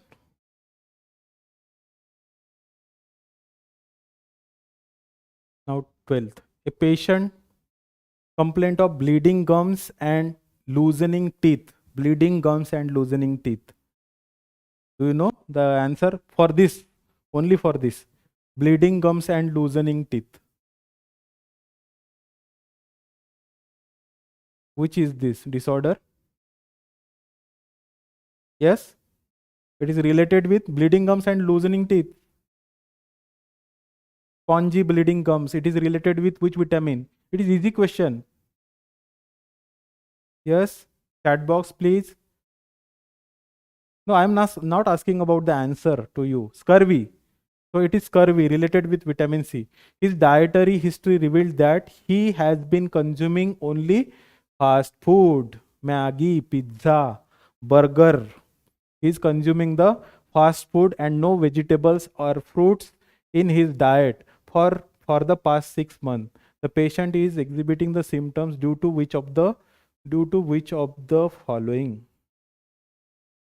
Reduced synthesis of collagen, reduced hydrogen bond formation in collagen, increased hydrogen bond formation in the collagen, and reduced disulfide bond formation in the collagen. This is topic vitamin C and extracellular matrix, that is collagen. It is interrelated with each other. So this is important. Vitamin C and the collagen topic. This is very, very important. Okay, so we'll go fast so that we can discuss the number of MCQs. Vitamin C, it is required for the hydroxylation. It is required for hydroxylation. Vitamin C causes hydroxylation of proline and hydroxylation of lysine. You know the collagen structure? In collagen structure, it is glycine XY. Every third amino acid is the glycine. Glycine is the most important amino acid in the collagen, followed by proline and hydroxyproline. Glycine is also there in the collagen structure. Okay, so it is important for the formation of collagen helix. The hydroxylation process, it is very, very important for collagen helix formation. And because the patient is exhibiting these symptoms due to which of the following? It is because of reduced hydrogen bond formation in the collagen. This is the answer here. Okay, so collagen and vitamin C, it is linked. Collagen and copper, it is linked. Okay, so this is very, very important link. Copper, collagen, and vitamin C and the collagen. It is required for the hydroxylation, formation of collagen triple helix. Whenever it affects the lysine, cross-linking of the collagen, whenever it is affected, specifically the lysine, hydroxylysine, it is important for the cross-linking of the collagen fiber. So whenever it is affected, it causes the bleeding gums and loosened teeth. Also, it causes the capillaries, rupture of the capillaries. So there is petechial hemorrhages in the scurvy. This is the reason, because of defective collagen synthesis, defective collagen formation, defective collagen cross-linking. Okay, so hydrogen bond formation in the collagen.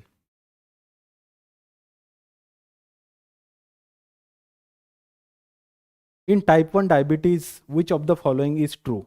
See, type 1 diabetes means diabetes is a insulin deficiency. But what should be your answer? What is your answer? Please comment in chat box.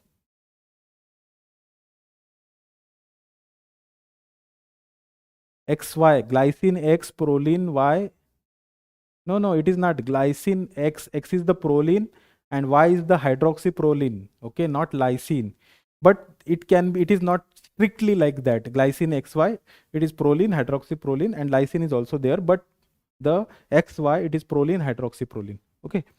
So in type 1 diabetes mellitus, DM, the DM, it is insulin deficiency. There is deficiency of insulin. So insulin decreases. What is the role of insulin? It causes the anabolic reaction, mainly favors the anabolism, anabolic reaction. And after the meal, it causes the synthesis of glycogen, it causes the synthesis of protein, it causes the anabolic reaction, increases the synthesis and decreases the glucose level by increasing the uptake of glucose, So see, decrease protein catabolism, this is wrong. Insulin increases,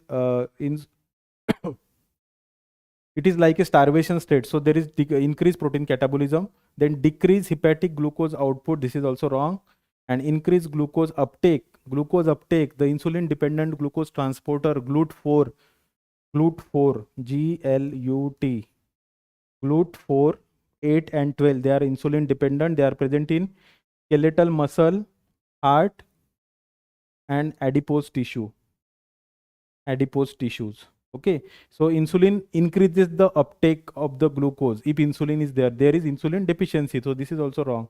Your answer is insulin. In type 1 diabetes, which of the following is true? Increased lipolysis, because of there is decrease in the insulin level. Okay. Amino acid linking, Krebs cycle and urea cycle. This is very easy. Yes, option, chat box please. We'll take break at 8:30. Okay, reminder, give me reminder when it is 8:30. We will take a gap of 10 to 15 minutes. Then we will again start after 15 minutes. Okay. So amino acid linking the Krebs cycle and urea cycle. What is your answer? Yes, comment. I am watching your comment. Yes, option A. Option A. Option B. Nothing. Alanine. A, B. I will clear your idea. Just wait. See, this is urea cycle, this is Krebs cycle. This is urea cycle, this is Krebs cycle. I will not go in much detail about this. See the linking reaction. This oxaloacetate, it is transaminate to aspartate, and aspartate condenses with citrulline to form arginosuccinate. Arginosuccinate, there is release of fumarate, and fumarate enters the TCA cycle. So there is link of aspartate. So ATP which are produced in the TCA cycle, they are utilized by the urea cycle. The oxaloacetate is converted into aspartate.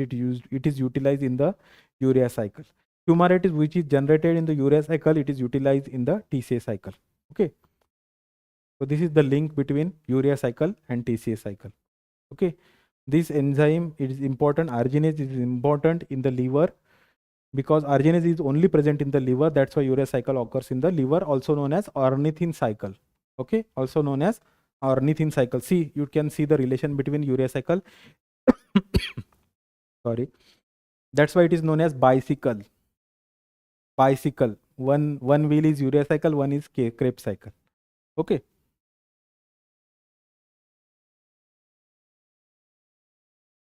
In case of lipoprotein, again, hyperlipoproteinemia, Fredrickson classification.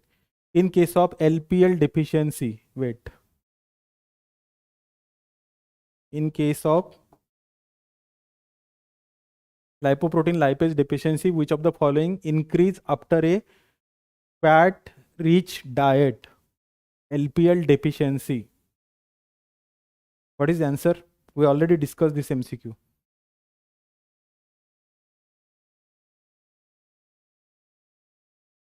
Yes? Yes? Answer.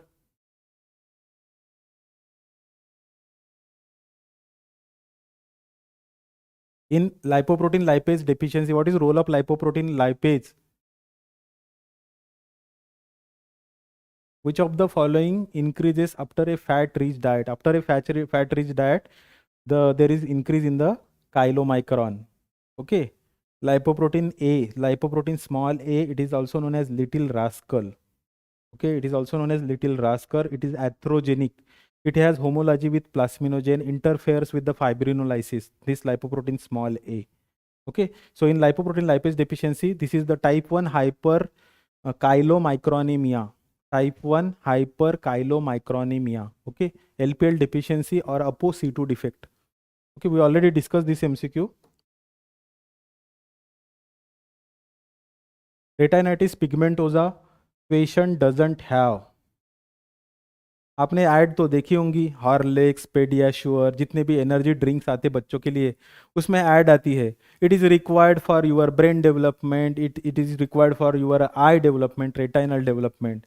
तो DHA, docosahexaenoic acid, docosahexaenoic acid energy drink में रहता है generally, है ना. What are the sources of DHA? It is not energy drink. What are the important sources of DHA? It is present in the fish oil, and also it is present in breast milk. Breast milk and fish oil, it is present.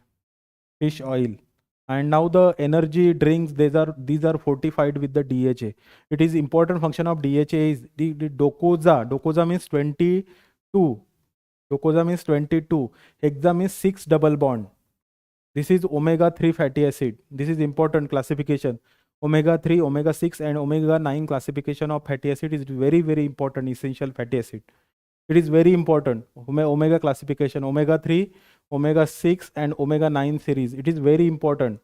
Okay. So docosa hexaenoic acid, it is important. It is important for the development of the brain and retina. Brain and retina. Okay. Docosa hexaenoic acid. Now omega-3, see, you can turn this alpha into 3. You can turn this alpha into 3. So alpha linolenic acid. Linolenic acid is a omega-3 fatty acid. Alpha linolenic acid. Okay. Then timnodonic acid. Timnodonic acid and cervonic acid. This is also known as DHA. Carbonic acid is also known as DHA, another name. Okay, omega 6, it includes gamma linolenic acid, linoleic acid, and arachidonic acid. And omega 6, omega 9, it is oleic acid mainly. Oleic acid, this is the most abundant fatty acid. Oleic acid is the most abundant. Then omega 6, omega 3, DHA is important. So remember these names. Omega, you can turn this alpha into 3, that's why alpha linolenic acid is the omega 3, timnodonic and carbonic acid is the DHA. Okay, the DHA, it is important. Yes, it's not possible to read every word from this point. Okay, so DHA is important. It is important in the development of brain and retina. 16 number question. Now 17. See again, top rated MCQ. I expect answer from you people. Which amino acid is used to synthesize nitric oxide? Which amino acid is used to synthesize nitric oxide? Yes, please. Comment please, chat box. Be active in the chat box. Yes, please, I am waiting. 10 seconds. Okay. 10, 9, 8, 7, 6, 5, 4, 3, 2, 1, 0. Time over. So 2 people, Muhammad Omar. Then yes, arginine. We already discussed that. This arginine,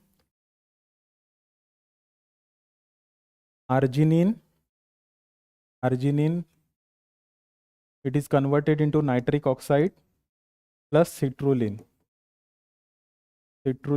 and the nitric oxide synthesis is required, which requires the FMN, FAD, BH4 tetrahydrobiopterin and NADPH for its action. So this is very, very important, top rated MCQ from biochemistry, nitric oxide. Okay, do this MCQ.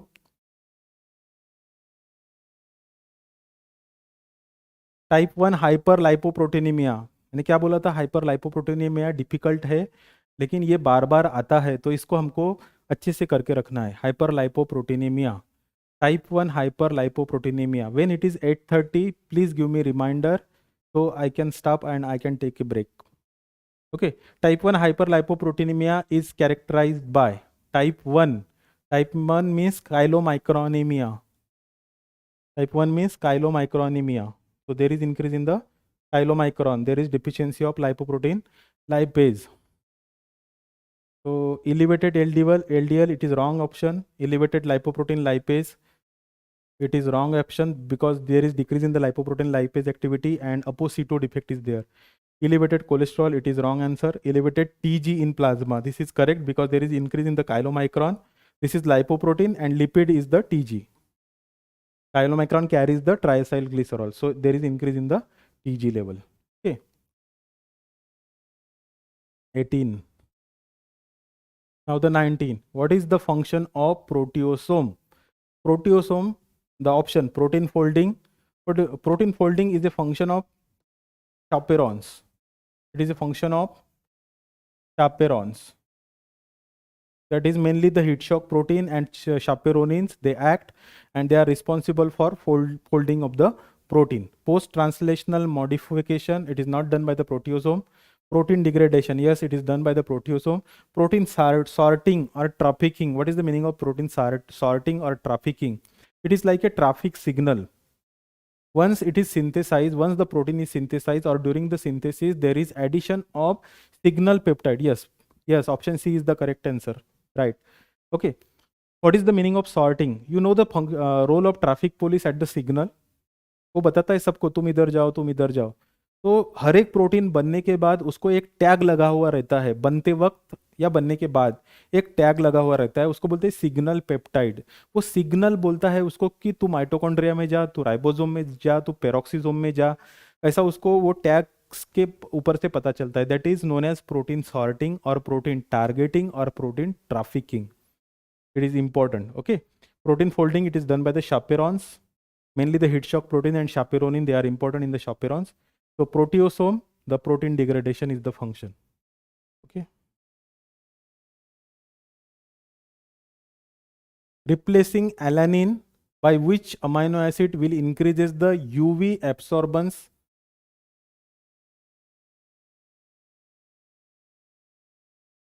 This is related with the bulky amino acid. Bulky amino acid. Which of the following is the bulky amino acid? Of these, which of the following is the bulky amino acid? The answer, expecting answer from you. This is easy question. Yes. The answer is tryptophan. Tryptophan is a bulky amino acid. Tryptophan is the bulky amino acid. So replacing alanine by which amino acid will increases the UV absorbance of protein at 280 nanometer wavelength? Answer is tryptophan. Okay, this is recall type of question. Okay. 20. Vitamin B12 is found maximum in B12. Remember, folic acid, folium means leaves. Folic acid, folium is the leaves. Okay, folic acid, it is found in the green leafy vegetables. Okay, green leafy vegetable, folic acid. Animal product, B12. Roots and tubers, principally the fructose. Okay, then vegetarian diet, it is mainly the folic acid or the other vitamins are there. Okay, so it is present in animal product. Vitamin B12 is present in animal products. The requirement is 2 microgram per day. 2 important reactions catalyzed by the vitamin B12. You should know the 2 important reactions of vitamin B12. We'll discuss that reactions because this is very these reactions are very important. See, vitamin B12 dependent reaction. One is the methylmalonyl CoA mutase, methylmalonyl coenzyme A mutase. Also leucine amino mutase reaction is catalyzed by the B12, but these two are important. And second is methionine synthase. Methionine synthase reaction. Now methylmalonyl CoA mutase reaction, see what happens in the gluconeogenesis. Gluconeogenesis means formation of glucose from non-carbohydrate precursor. So the and the propionyl coenzyme A, it is a starting material for gluconeogenesis. Means odd chain fatty acid can give you glucose, but even chain fatty acid means acetyl coenzyme A and even chain fatty acid does not give you glucose because of the pyruvate dehydrogenase reaction. This is the irreversible reaction. You know the term, fat is burned in a week of carbohydrate. For burning of fat, oxaloacetate is required. That's why this term is there. Fat is burned in a week of carbohydrate. दिया और बाती आप लोगों ने देखी है. दिए में का जो ऑयल है उसको जलाने के लिए बाती की आवश्यकता होती है. तो fat is burn in a wick of carbohydrate. Here wick is oxaloacetate. So oxaloacetate is required for burning of the fat, for burning of acetyl coenzyme A. And this reaction is irreversible. That is conversion of pyruvate to acetyl coenzyme A. It is irreversible reaction. That's why the even chain fatty acid does not give you glucose. What will give you glucose? The glycerol part of fat will give you glucose, and the odd chain fatty acid will give you glucose. Propionyl coenzyme A is the odd chain fatty acid. Okay. Now propionyl coenzyme A is converted into methylmalonyl coenzyme A. Methylmalonyl coenzyme A, and methylmalonyl coenzyme A is converted into succinyl coenzyme A, and this enters the TCA cycle. Okay. Now this reaction is catalyzed by the propionyl CoA carboxylase. This is propionyl coenzyme A carboxylase, and this is biotin dependent reaction. It requires A, B and C. ATP, biotin and carboxylase, and CO2 is required for this reaction, carboxylase. While this methylmalonyl coenzyme A, it is converted into, with the help of methylmalonyl CoA mutase, it is converted into succinyl coenzyme A. This reaction requires B12, adenosyl B12 is required. This is important function of B12. One reaction, and another reaction is methionine synthase reaction. See, in this reaction, homocysteine is converted into methionine. Always remember this reaction in reverse direction. Methionine, because this is the proper, that is S-adenosyl methionine, which is converted into S-adenosyl homocysteine, then homocysteine. So homocysteine is converted into methionine, and for this reaction, the methyl THF is required. Methyl tetrahydrofolate is required, which is converted into tetrahydrofolate, and B12 is required for this reaction. So these are the two important reactions, and this reaction is known as folate trap. In B12 deficiency, there is also deficiency of folate because it is trapped as methyl tetrahydrofolate, and there is no other use of this methyl tetrahydrofolate. That's why it is known as folate trap. Means in B12 deficiency, there is also folic acid deficiency. Remember these two reactions. These are very, very important reaction catalyzed by the vitamin B12. Now see, whenever there is a defect in this B12, there is increased level of methylmalonyl coenzyme A, and their level increases in blood. So it causes the demyelination. It affects the myelin formation. It affects the fatty acid synthesis, and it also it damages the myelinated nerve fiber. So that's why neurological manifestations are there in B12 deficiency. Because this methylmalonyl coenzyme A, it competes with malonyl coenzyme A, hampers the fatty acid synthesis, hampers the myelin formation. Also, this methylmalonyl CoA damages the myelinated nerve fiber. So that causes the neurological manifestations in B12 deficiency. So in B12 deficiency, there is methylmalonic acid urea. Got it? This is very, very important. So vitamin B12 found maximum in the animal product.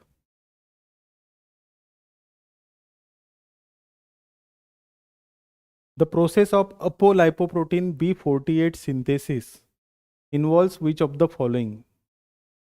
ये हमने अभी discuss किया था. Yes, answer is expected from you people. Yes, please comment in chat box.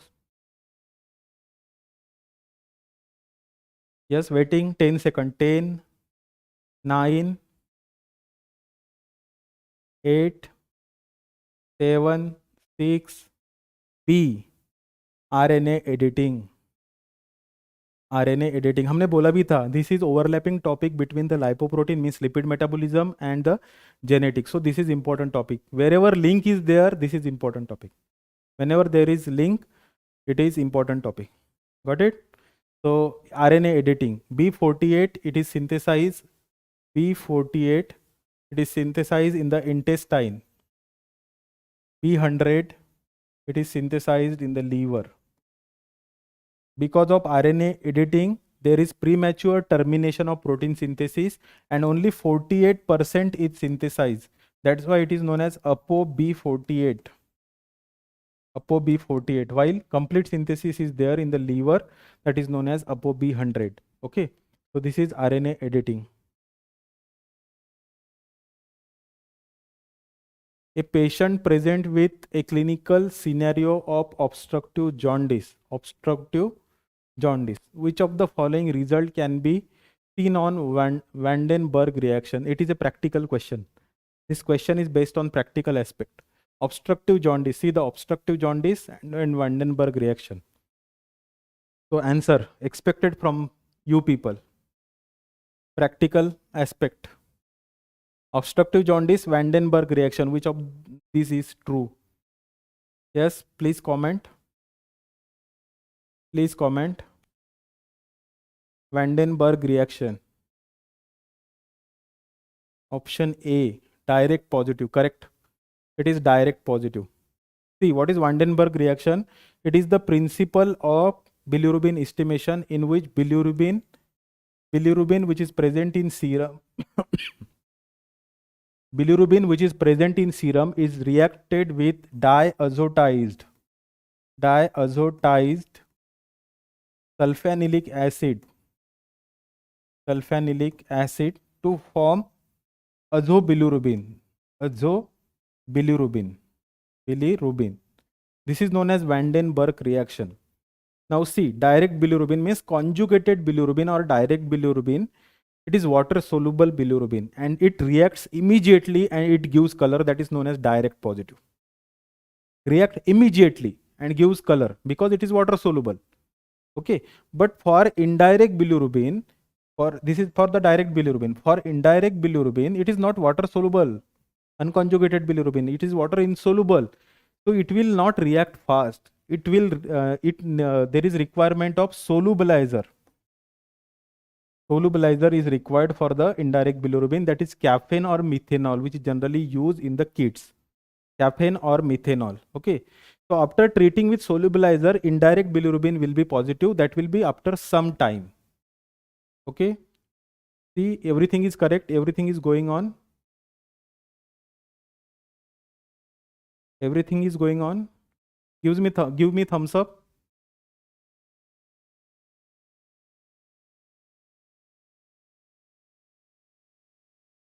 Yes, anyone, please give me thumbs up if everything is going smoothly.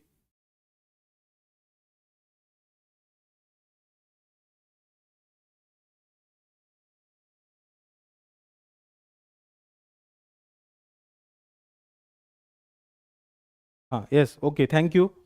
Thank you. So this is the principle of bilirubin estimation. So direct bilirubin will react immediately, that is known as direct positive, and indirect bilirubin will react late. Okay. So in case of obstructive jaundice, there is only direct bilirubin, so it will be direct positive. In case of hemolytic jaundice, there is unconjugated bilirubin, that is indirect positive. And in case of hepatitis, there will be both direct and indirect. So there is increase in both direct bilirubin and indirect bilirubin. So biphasic reaction will be there.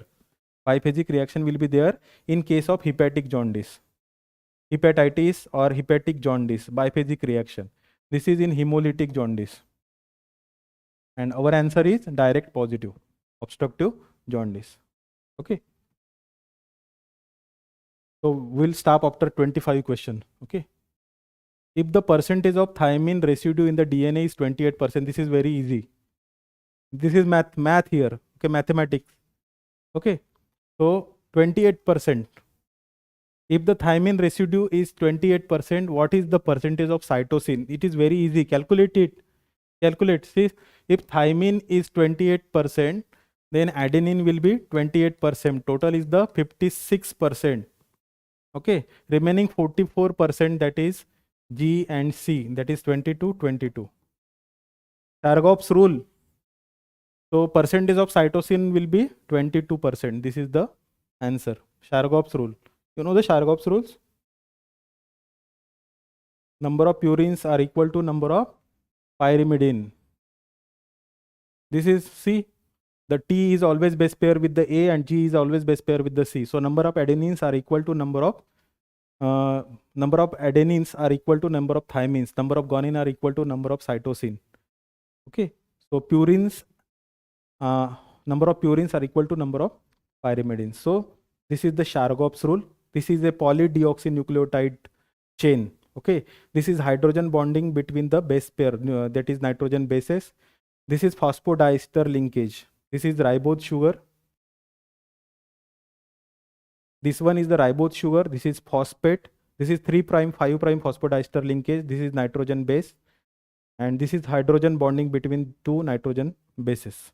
2 in between A and T, and 3 in between G and C. Chargaff's rule. It is important. Chargaff's rule. Okay. Now coming to the 25th question. Enzyme activated by decrease in insulin glucagon ratio. Decrease insulin and increase glucagon. Glucagon will favor the glucose formation. Glucagon will favor the glucose formation. Okay. And see the reaction. These are glycolytic reaction. Glucokinase, hexokinase, phosphofructokinase. These reactions belongs to glycolysis. This is gluconeogenic reaction in which glucose 6-phosphate is converted into glucose. Okay, so this will enzyme activated by decrease in insulin and increasing glucagon. It is glucose 6-phosphatase. So we will take break here of 15 minutes. Then please join again for the remaining 25 questions, near about 25 questions. We'll discuss biochemistry again. So thank you.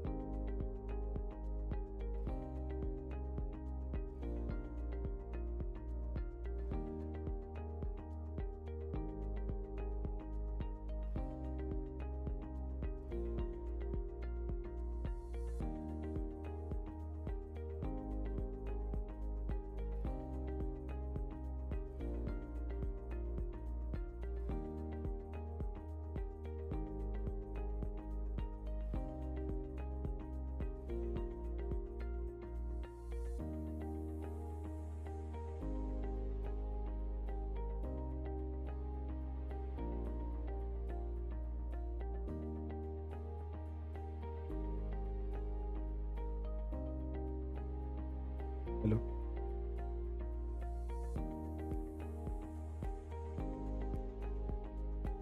Hello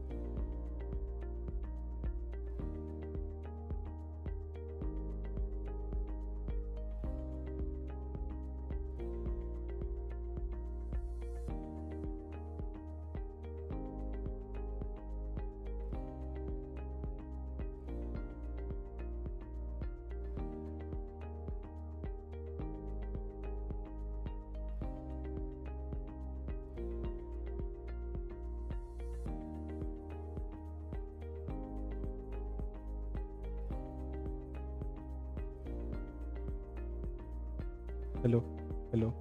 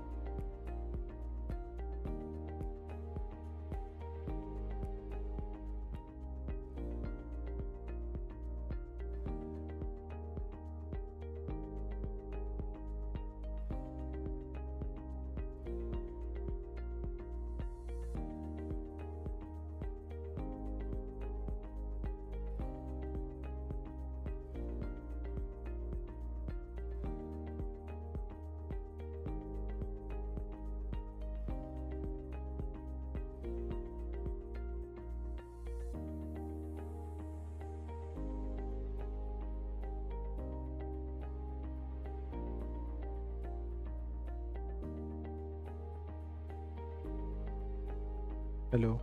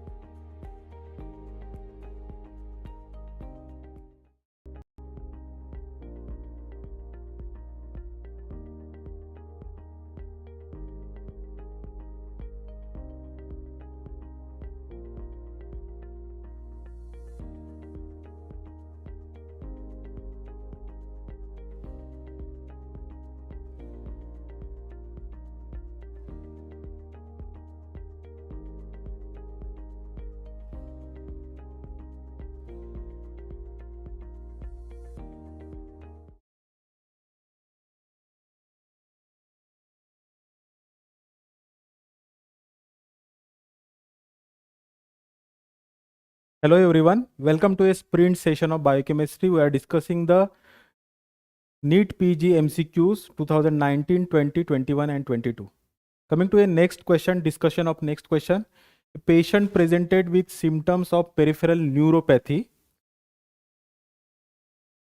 Peripheral neuropathy is there, and macrocytic anemia. There are three causes of macrocytic anemia, that is B12 deficiency, folate deficiency, and orotic aciduria in biochemistry. She was given folate 5 milligram and the blood picture improved after giving the folate. However, the neurological manifestations were aggravated. What is the most likely cause? What is the most likely cause? Malabsorption of folate. Treatment with folate unmasking pyridoxine deficiency. Is there a relationship between folate and pyridoxine? Deficiency of folate reductase in CNS or folate therapy using the B12 store. This question is based on the folate trap. Folate trap. You know the reaction in which the homocysteine is converted into methionine. It is converted into methionine, and for this reaction methyl THF is required. Methyl tetrahydrofolate is required, which is converted into tetrahydrofolate, and B12 is required for this reaction. So this is known as, in B12 deficiency there is always means it is associated with the folate deficiency. So answer here is the folate therapy using the B12 stores. Okay, so this is the MCQ. And the folate important 5 reactions. There are important 5 reactions in the folate. See, folate. Tetrahydrofolate is the active form. Folic acid present in the folium. Folium means leaves. Okay, folate requirement is 200 microgram per day. It is, yes, what is comment? Okay, so folate, there are 5 important functions of folate in our body. It is important for conversion of glycine into serine. Then conversion of UMP, uridylate, into thymidylate synthetase. UMP is converted into TMP. Then C2 and C8 of the purines, they are given by the folate, C2 and C8 of the purines. Then in histidine load test, histidine is converted into FIGLU, farm aminoglutamic acid, and it is excreted in the urine. And the next reaction is methionine synthase reaction. Methionine synthase reaction. These are the 5 important functions of folic acid. Folic acid deficiency as well as the B12 deficiency causes the macrocytic anemia, enlarged size of the RBCs, because nucleus synthesis decreases. As they are important in the purine and pyrimidine synthesis, size of the nucleus decreases. As size of the nucleus decreases, there is rest in the S phase of cell division, and the cell grows continuously without a cell division. And macrocytosis occur. So macrocytosis with histidine load test, that is excretion of FIGLU in urine, indicates the folate deficiency. The folate deficiency, it is when it is in the pregnancy, the baby or child is affected by the neural tube defect, that is known as spina bifida and anencephaly. Neural tube defect in folate deficiency in pregnancy. Okay, so this, remember this, the absorption of iron and folic acid and B12. The absorption of iron is from duodenum, folic acid from the folic acid, it is absorbed from the jejunum, and this is from the ileum. Okay, so remember this. Coming to a next question, discussions of folate. It is important topic for your entrance examination. Okay, which of the following is true regarding non-competitive inhibition? This is very, very important. Competitive, non-competitive, and uncompetitive. What is answer here? What is true regarding non-competitive inhibition? It is non-competitive. You know the X-shaped graph, V-shaped graph, parallel graph, competitive, non-competitive, uncompetitive. We'll see that. So in non-competitive inhibition, Vmax, remember Vmax, it is either remain same or it get lower. There is nothing like increase in the Vmax. So remove these options. Increase Vmax, remove this option, increase Vmax, remove this. Now 2 left. Now 2 left. In any type of inhibition, there is nothing like increase in the Vmax. There is nothing like, मतलब उसमें English, okay, I will try. तो देर ऐसा नहीं है, Vmax कभी भी, this is maximum velocity के ऊपर नहीं जाएगा, या तो वो उतना कांस्टेंट रहेगा या तो डिक्रीज हो जाएगा, ठीक है, Vmax. तो remove this two options. Now constant Km and decrease in the Vmax, decrease Km and decrease Vmax. So it is in non-competitive inhibition, there is constant Km and decrease Vmax. We'll discuss this. Just wait. See, this is 3 types. Competitive inhibition, then non-competitive inhibition, and uncompetitive inhibition. Competitive, non-competitive, and uncompetitive inhibition. In competitive inhibition, inhibitor is a substrate analog. There is structural similarity between the substrate and inhibitor. Okay, here there is no structural analog, and the inhibitor binds to the site other than active site of an enzyme molecule in non-competitive inhibition. While in uncompetitive inhibition, the inhibitor binds to enzyme substrate complex. Okay, see, in competitive inhibition, this is Lineweaver-Burke plot. This is Lineweaver-Burke plot. In competitive inhibition, you will get X-shaped graph. And remember, the graph is always, the inhibitor graph is always start from the upside. So this is inhibitor. This is inhibitor. It is X-shaped graph. Okay. It is X-shaped graph. Okay. So Km in competitive inhibition, Km increases and Vmax remain constant, X-shaped graph in competitive inhibition. While in non-competitive inhibition, this is non-competitive inhibition, this is Lineweaver-Burke plot,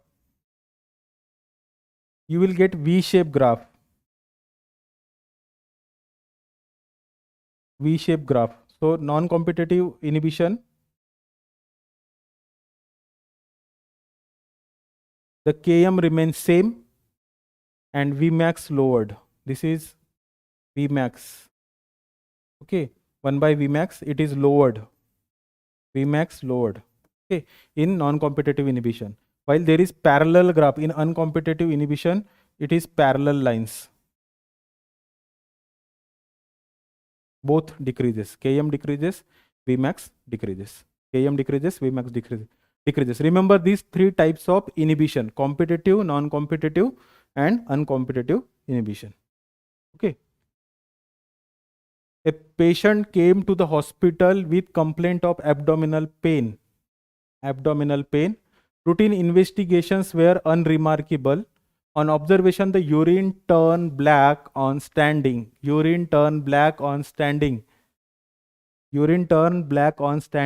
Okay. Which of the following enzyme is likely to be defective in this patient? This is a classical case of yes. I want answer in the comment box. क्या answer है इसका? कौन सा क्या रहेगा? The urine turns dark on standing. It is a case of alkaptonuria.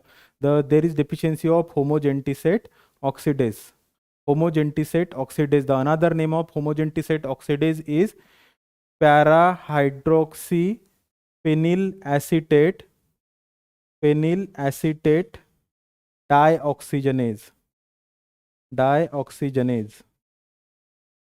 Para-hydroxyphenyl acetate dioxygenase. Remember this. This is also asked in a question. Para-hydroxyphenyl acetate dioxygenase. Okay. So alkaptonuria characterized by excretion of black colored urine. This is mainly because of formation of alkaptone. Alkaptone get deposited in the various tissues, and dark color urine, it is because of oxidation of homogentisic acid, which turns into the dark after some time. Initially it is the color is normal, but after few time or a few minutes it becomes dark. Homogentisate oxidase, that is alkaptonuria. It is disorder of tyrosine and phenylalanine metabolism. tyrosine and phenylalanine metabolism.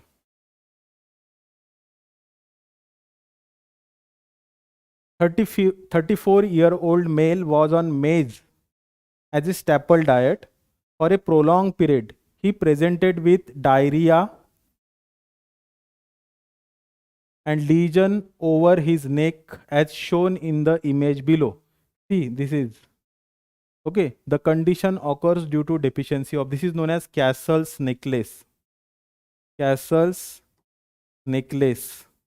Castle's necklace dermatitis is a typical feature of which vitamin deficiency?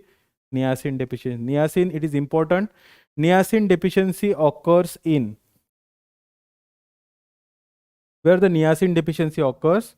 So niacin deficiency occurs in, one is the Hartnup disease. Hartnup's disease. This is defective absorption of tryptophan from intestine and renal tubule. Then carcinoid syndrome.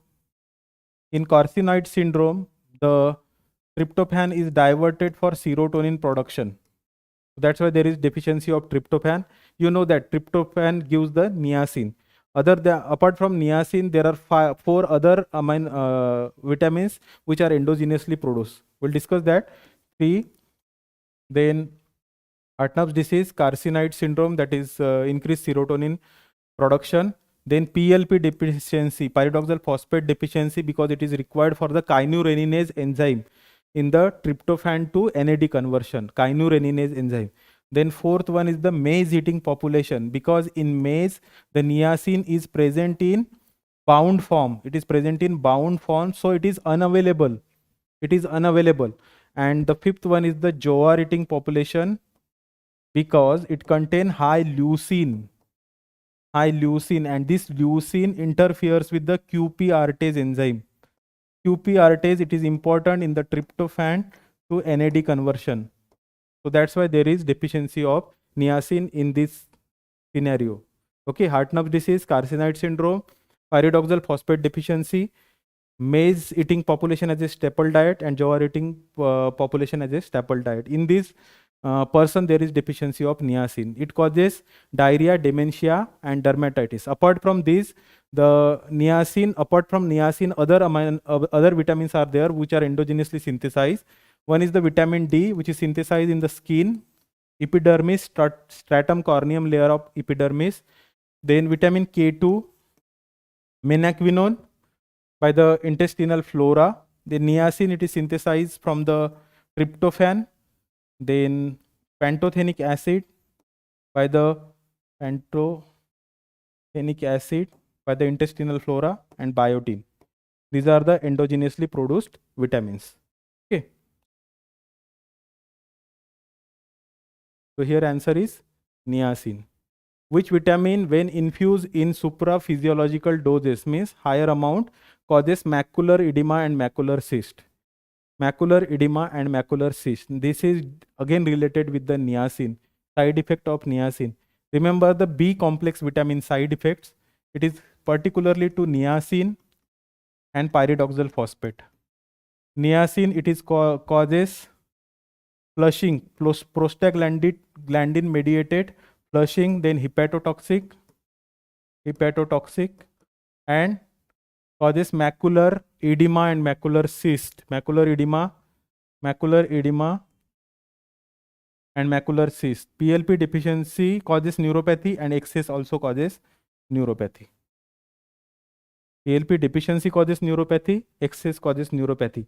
Vitamin A excess causes pseudotumor cerebri. Which symptoms are like the brain tumor. Pseudotumor cerebri.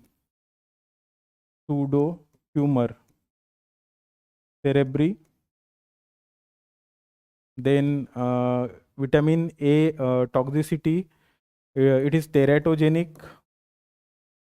It damages lysosomes.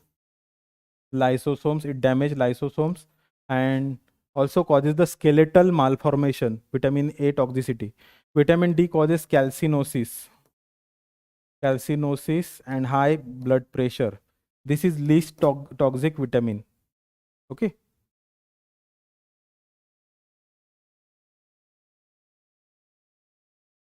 Which of the following is true about the structural organization of protein?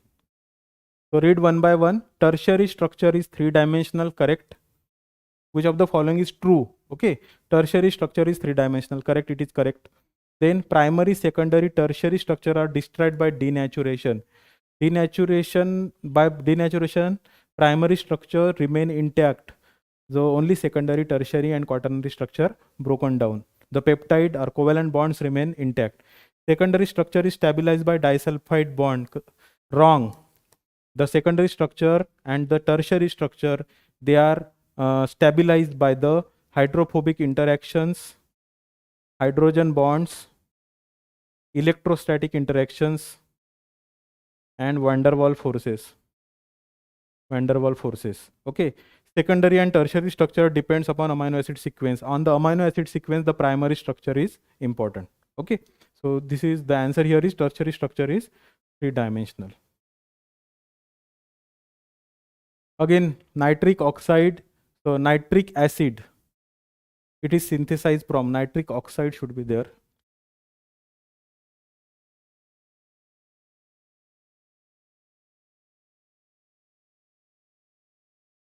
Nitric acid is synthesized from, again same question, that is L-arginine. We already discussed that, nitric oxide. A person had a meal at 8 p.m. This is conceptual question, belongs to the metabolism in starvation. This is belongs to metabolism in starvation. Okay, a person had meal at 8 p.m. in the night. It has 8 p.m. in the night and record blood glucose at 7 a.m. in the morning. So total duration is 11 hours, which was 180 milligram per deciliter. What is the source of glucose in this patient?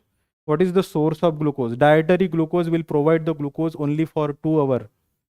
Hepatic gluconeogenesis. Gluconeogenesis, there is formation of glucose from non-carbohydrate sources and it is predominant after 12 hours. Means near about 12 to 18 hours it is predominant pathway. Hepatic glycogenolysis. This is the important pathway which provides the glucose for 4 to 16 hours mainly. 4 to 16 hours. There is no strict guideline, but this is the pathway which provides the glucose for 4 to 16 hours. And muscle glycogenolysis will never give you glucose because end product is glucose 6-phosphate in the muscle. Okay, so 11 hours are there. So this is the answer, hepatic glycogenolysis. We'll discuss some important things here. See. So 4 hours after meal. 4 hours after meal means up to 4 hours. Okay, it is dietary, means dietary glucose. Mainly up to 2 hours it is by the dietary glucose. Then 4 to 16 hours. It is mainly by the hepatic glycogenolysis. Then 18 hours, 12 to 18 hours, it is by the gluconeogenesis.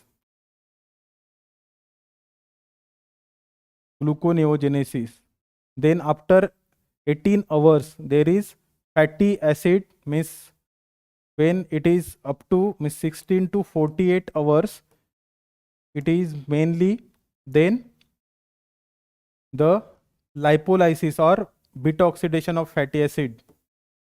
Means fatty acid and ketone bodies are important from here. So more than 2 days, then more than 5 days. Okay. In this, there is muscle proteolysis, muscle protein breakdown, and here there is fatty acid, utilization of fatty acid as an energy source. So hepatic glycogenolysis, glycogen metabolism is the important for the source of glucose.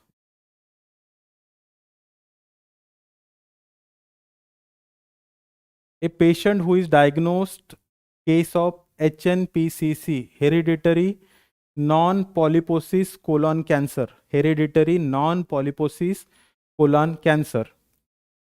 Which of the following is the most common repair associated with it? Yes, कौन सा repair mechanism इसके साथ associated है? HNPCC, So answer is, what is answer? HNPCC. What is answer? Hereditary non-polyposis colon cancer.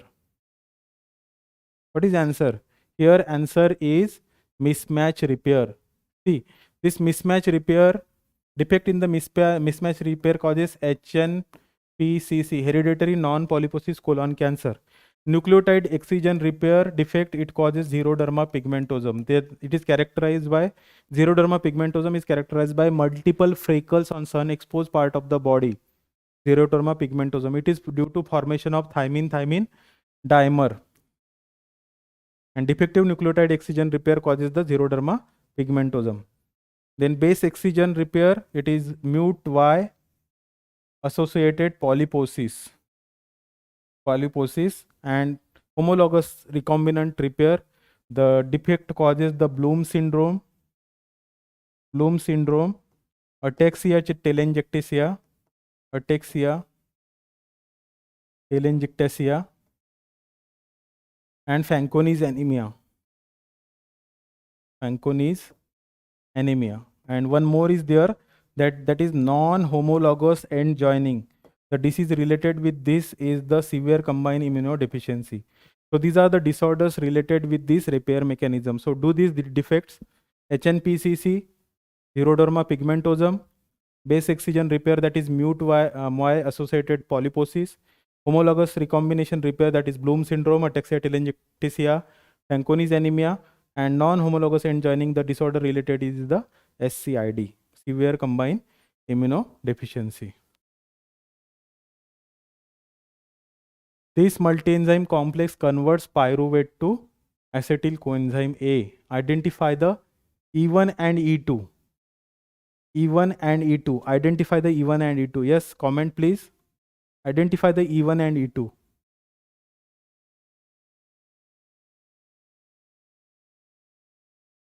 Pyruvate dehydrogenase complex. Identify the E1 and E2 in the pyruvate dehydrogenase complex. Yes. So there is no hydrogenase. This is not related with this. Carboxylase is not related with this.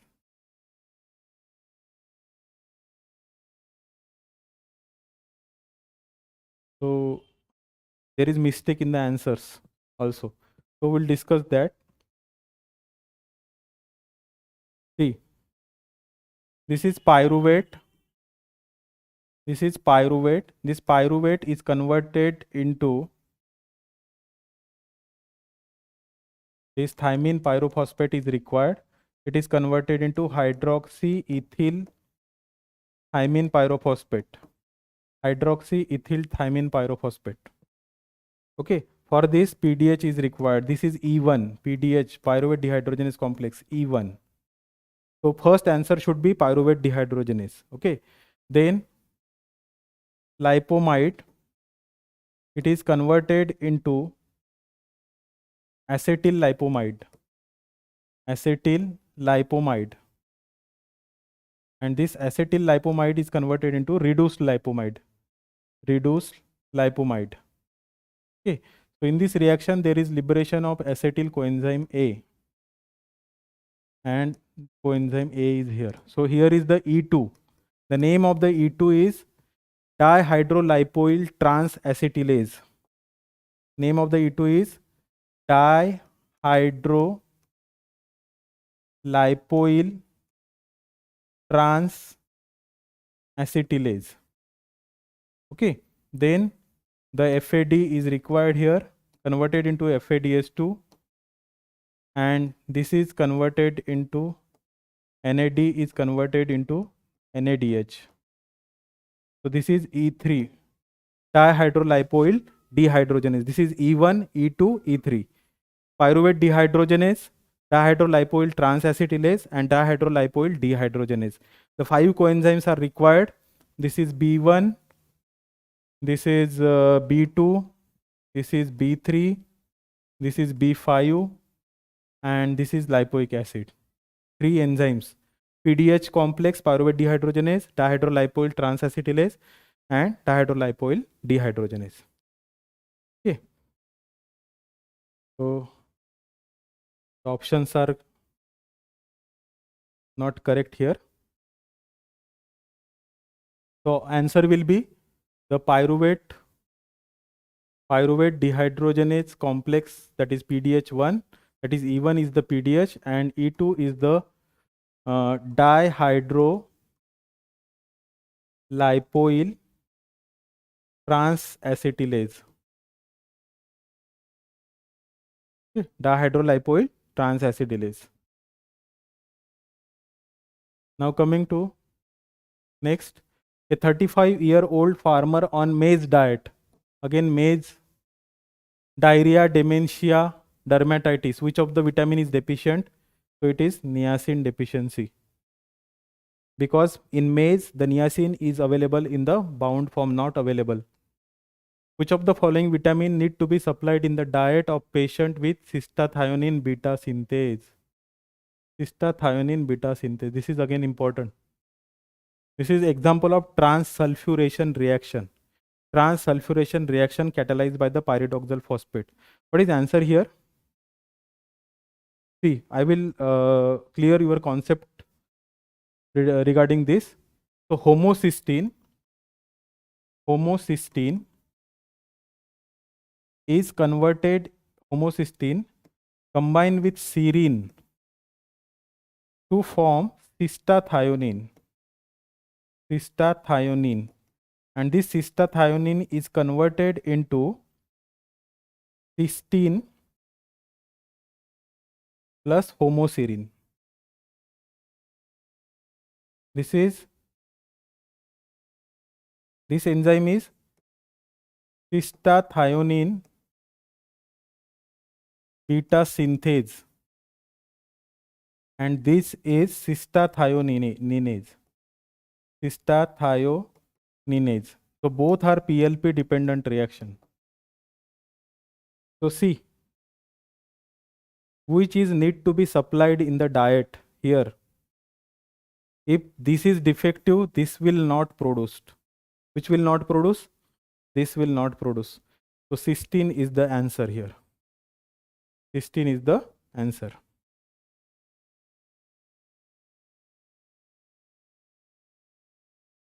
A patient has multiple tendon xanthomas. Already told you that this is a repeatedly or frequently asked question in entrance examination, hyperlipoproteinemia. A patient has multiple tendon xanthomas. So tendon xanthomas are there. So we already discussed tendon xanthoma are there where cholesterol levels are more. Okay, tendon xanthomas. Serum cholesterol level is 398 and LDL is 220 milligram per DL. Statins were given to this patient. Statins are given because they are competitive inhibitor of HMG, hydroxymethylglutarate coenzyme A, competitive inhibitor of HMG CoA reductase. What is the answer here? It is related with cholesterol. Answer is familial hypercholesterolemia due to LDL receptor defect or ApoB100 defect. This is important question. A patient presented with weakness, anemia, bony pain. See, weakness, anemia, bony pain and hepatosplenomegaly. This is important. Weakness, anemia, bony pain and hepatosplenomegaly. And histological picture shows with cells in the bone marrow. Which of the following enzyme is deficient? This is typical picture of crumpled tissue paper appearance. Crumpled tissue paper appearance. It is a characteristic of which disease? Yes, here. What is the option? हमने बोला था कि जब भी मतलब top rated question हम discuss करेंगे, the Gaucher disease is very very important. Gaucher disease.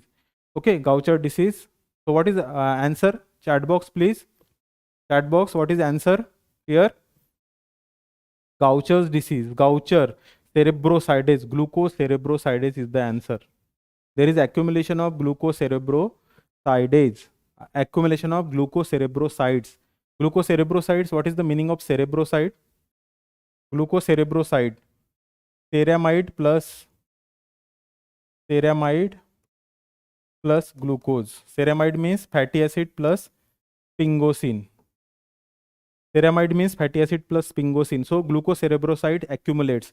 When it accumulates into the bone, it causes the pancytopenia, it causes the thrombocytopenia, it causes the decrease in the RBC count, it causes the thrombocytopenia, it causes, then also it causes the avascular necrosis of the larger bone, femur mainly.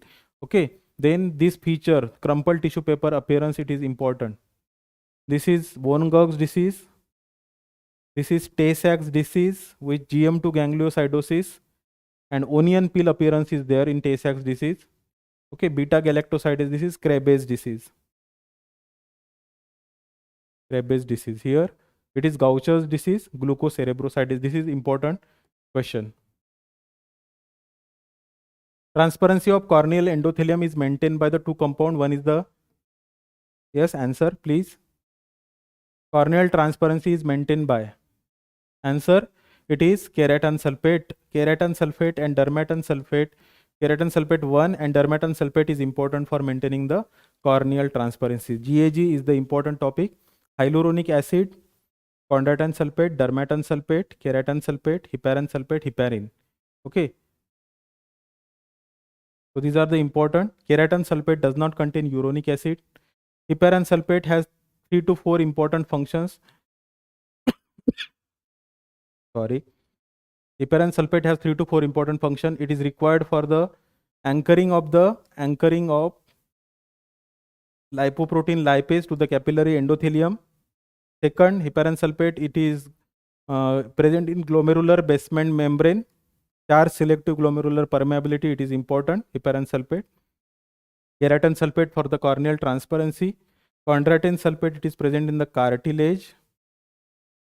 Hyaluronic acid, it is present in synovial fluid and vitreous humor of the eye. Okay. A 25-year-old patient presented with dark urine which further blackens on exposure to air. What is the enzyme defect? So it is homogenticate oxidase defect, but where is homogenticate oxidase here? See, there is no option of homogenticate oxidase. The another name for homogenticate oxidase is, I will clear your concept. See, phenylalanine is converted into para-hydroxyphenylalanine, that is tyrosine. This is the name of tyrosine. This para-hydroxyphenylalanine is converted into para-hydroxyphenyl pyruvate. And this para-hydroxyphenyl pyruvate is converted to para-hydroxyphenyl acetate. Para-hydroxyphenyl acetate. This is known as homogentisic acid.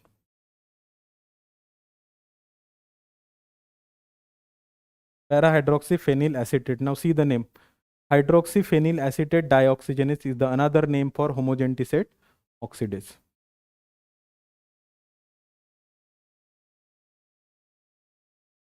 In an isolated mitochondria in medium containing succinate, fumarate, ADP and inorganic phosphate, ATPs were produced. Later a compound was added and oxidative phosphorylation was decreased. What is the compound? What is the compound? C. Oligomycin is the inhibitor of oxidative phosphorylation. It inhibits the FO complex of the ATP synthase. See, this is ATP synthase. This is the FO complex and this is the gamma handle of the F1 unit. Okay, when there is pumping of proton from this FO unit, there is rotation of this gamma handle and that causes the conformational changes in the beta subunit, and that is responsible for generation of ATP. This is considered with the hydroelectricity production, considered as hydroelectricity production.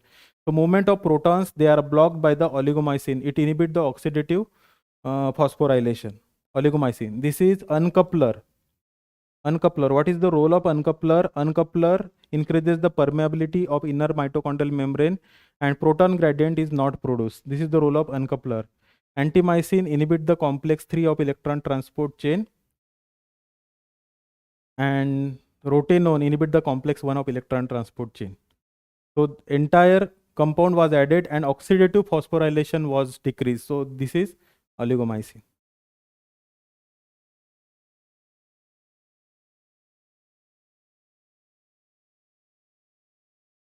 A patient presented, again the vitamin A question, a patient presented with symptom of delayed adaptation to vision in the dark places gritty sensation in the eyes, dry eyes, and softening of the cornea. Which of the following found in the patient? The vitamin A deficiency, according to the with the vision problem, there is again, that is the symptom that is known as phrinoderma. The posterior aspect of forearm because of hyperkeratosis. Okay, hyperkeratosis, there is toad-like skin that is known as phrinoderma. Okay, that is known as phrinoderma. Okay. 44 number question. A 4-year-old boy presented with developmental delay, recurrent chest infection and worsening bony pain. His serum PTH was normal, calcium was normal and phosphate was low. There is no response to vitamin D. What is probable diagnosis? I will tell you the different types of rickets. Just wait. So nutritional ricket, there is decrease in the vitamin D level and there is decrease in the 25 hydroxy vitamin D. Vitamin D level decreases and 25 hydroxy vitamin D decreases. Okay. Then chronic renal failure, there is increase in the phosphate. Then hypophosphatemic ricket. Then one is the vitamin D dependent ricket. Ricket type 1 and type 2. Type 1 and 2. And the hypophosphatemic ricket, as the name suggested, hypophosphatemic ricket. In nutritional ricket, there is decrease in vitamin D, decrease in the storage form of vitamin D. X-linked hypophosphatemic ricket, there is decrease in the phosphate. See here, PTH normal, calcium normal, and the calcium was normal and phosphate was low. This is the hint. So this is the answer here. And in the vitamin D dependent ricket type 1 and vitamin D dependent ricket type 2, the phosphate is not low here. So this is not the answer. X-linked hypophosphatemic ricket is the answer. So we'll discuss the questions fast. A patient from Mediterranean country visits Africa where he develops malaria. He is treated with primaquine antioxidant drug. Primaquine is a antioxidant drug. He is treated with primaquine and later develops hemolytic anemia. Whenever you heard about the primaquine or any any oxidant drug, it causes, if it causes the hemolysis, it is related with glucose 6-phosphate dehydrogenase deficiency. Okay, and it is, which of the following pathway could be the cause? The cause will be the hexose monophosphate shunt, G6 glucose 6-phosphate dehydrogenase deficiency.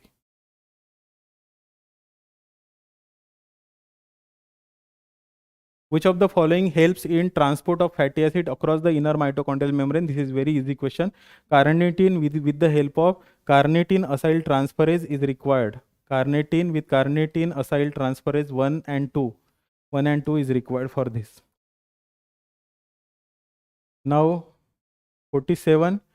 A single mutation in a nucleotide base pair resulting in termination codon. Termination codon. The single mutation means point mutation in a nucleotide base pair resulting in the termination codon is known for, it is nonsense mutation. It is known as nonsense mutation. Okay.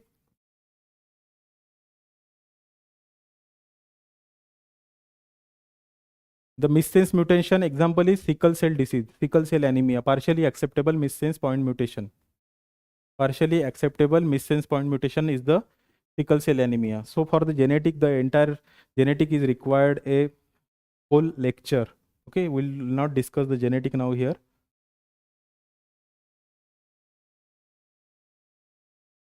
DNA packing is done by which of the following? It is mainly, it is easy question. Negatively charged DNA is packed with the help of positively charged histones. Negatively charged DNA is packed with the help of histones. histone proteins. They are important. So histone octamer is there, and histone is important in the packaging of the DNA. So this is histone octamer. This is linker histone. H1 histone is the linker histone. So packaging, the chromosome. See, chromosome is the DNA. It is coiled DNA. Chromosome is the coiled DNA, and it is packed around the histone octamer. And this is linker. H1 histone is the linker histone.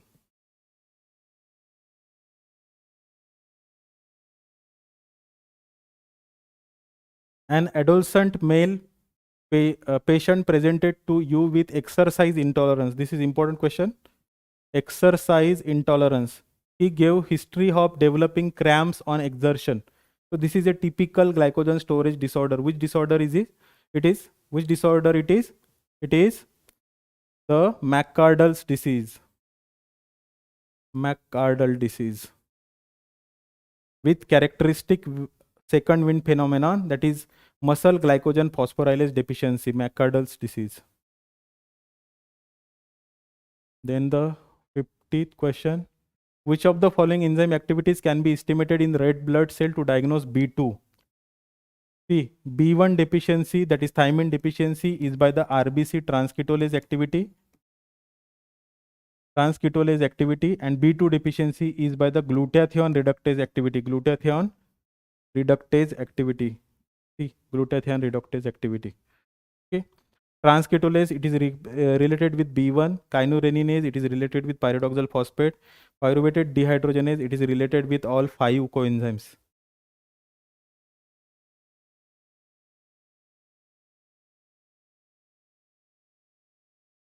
The following is due to the deficiency of, this is Bitot spot, deficiency of vitamin A, keratin deposits. See, the child present to you with anemia. This is again repeat question. Anemia, thrombocytopenia, bony pain, crumpled tissue paper appearance. This is the Gaucher's disease, glucocerebrosidase. And I think this is the last question. The electron transport chain in a series of redox reaction result in ATP synthesis. Which of the following is cytochrome complex 4 inhibitor? Complex 4, all gases. Cyanide, hydrogen sulfide, carbon monoxide, not dioxide. Okay, these are the inhibitor of complex 4. This is inhibitor of oxidative phosphorylation, FO subunit, inhibited by oligomycin. So this is INO4, uncoupler INO4 potassium. This is INO4. Okay, so this is all about the, see, question is there or not. So this is all about the important topics for your PG entrance examination. Thank you.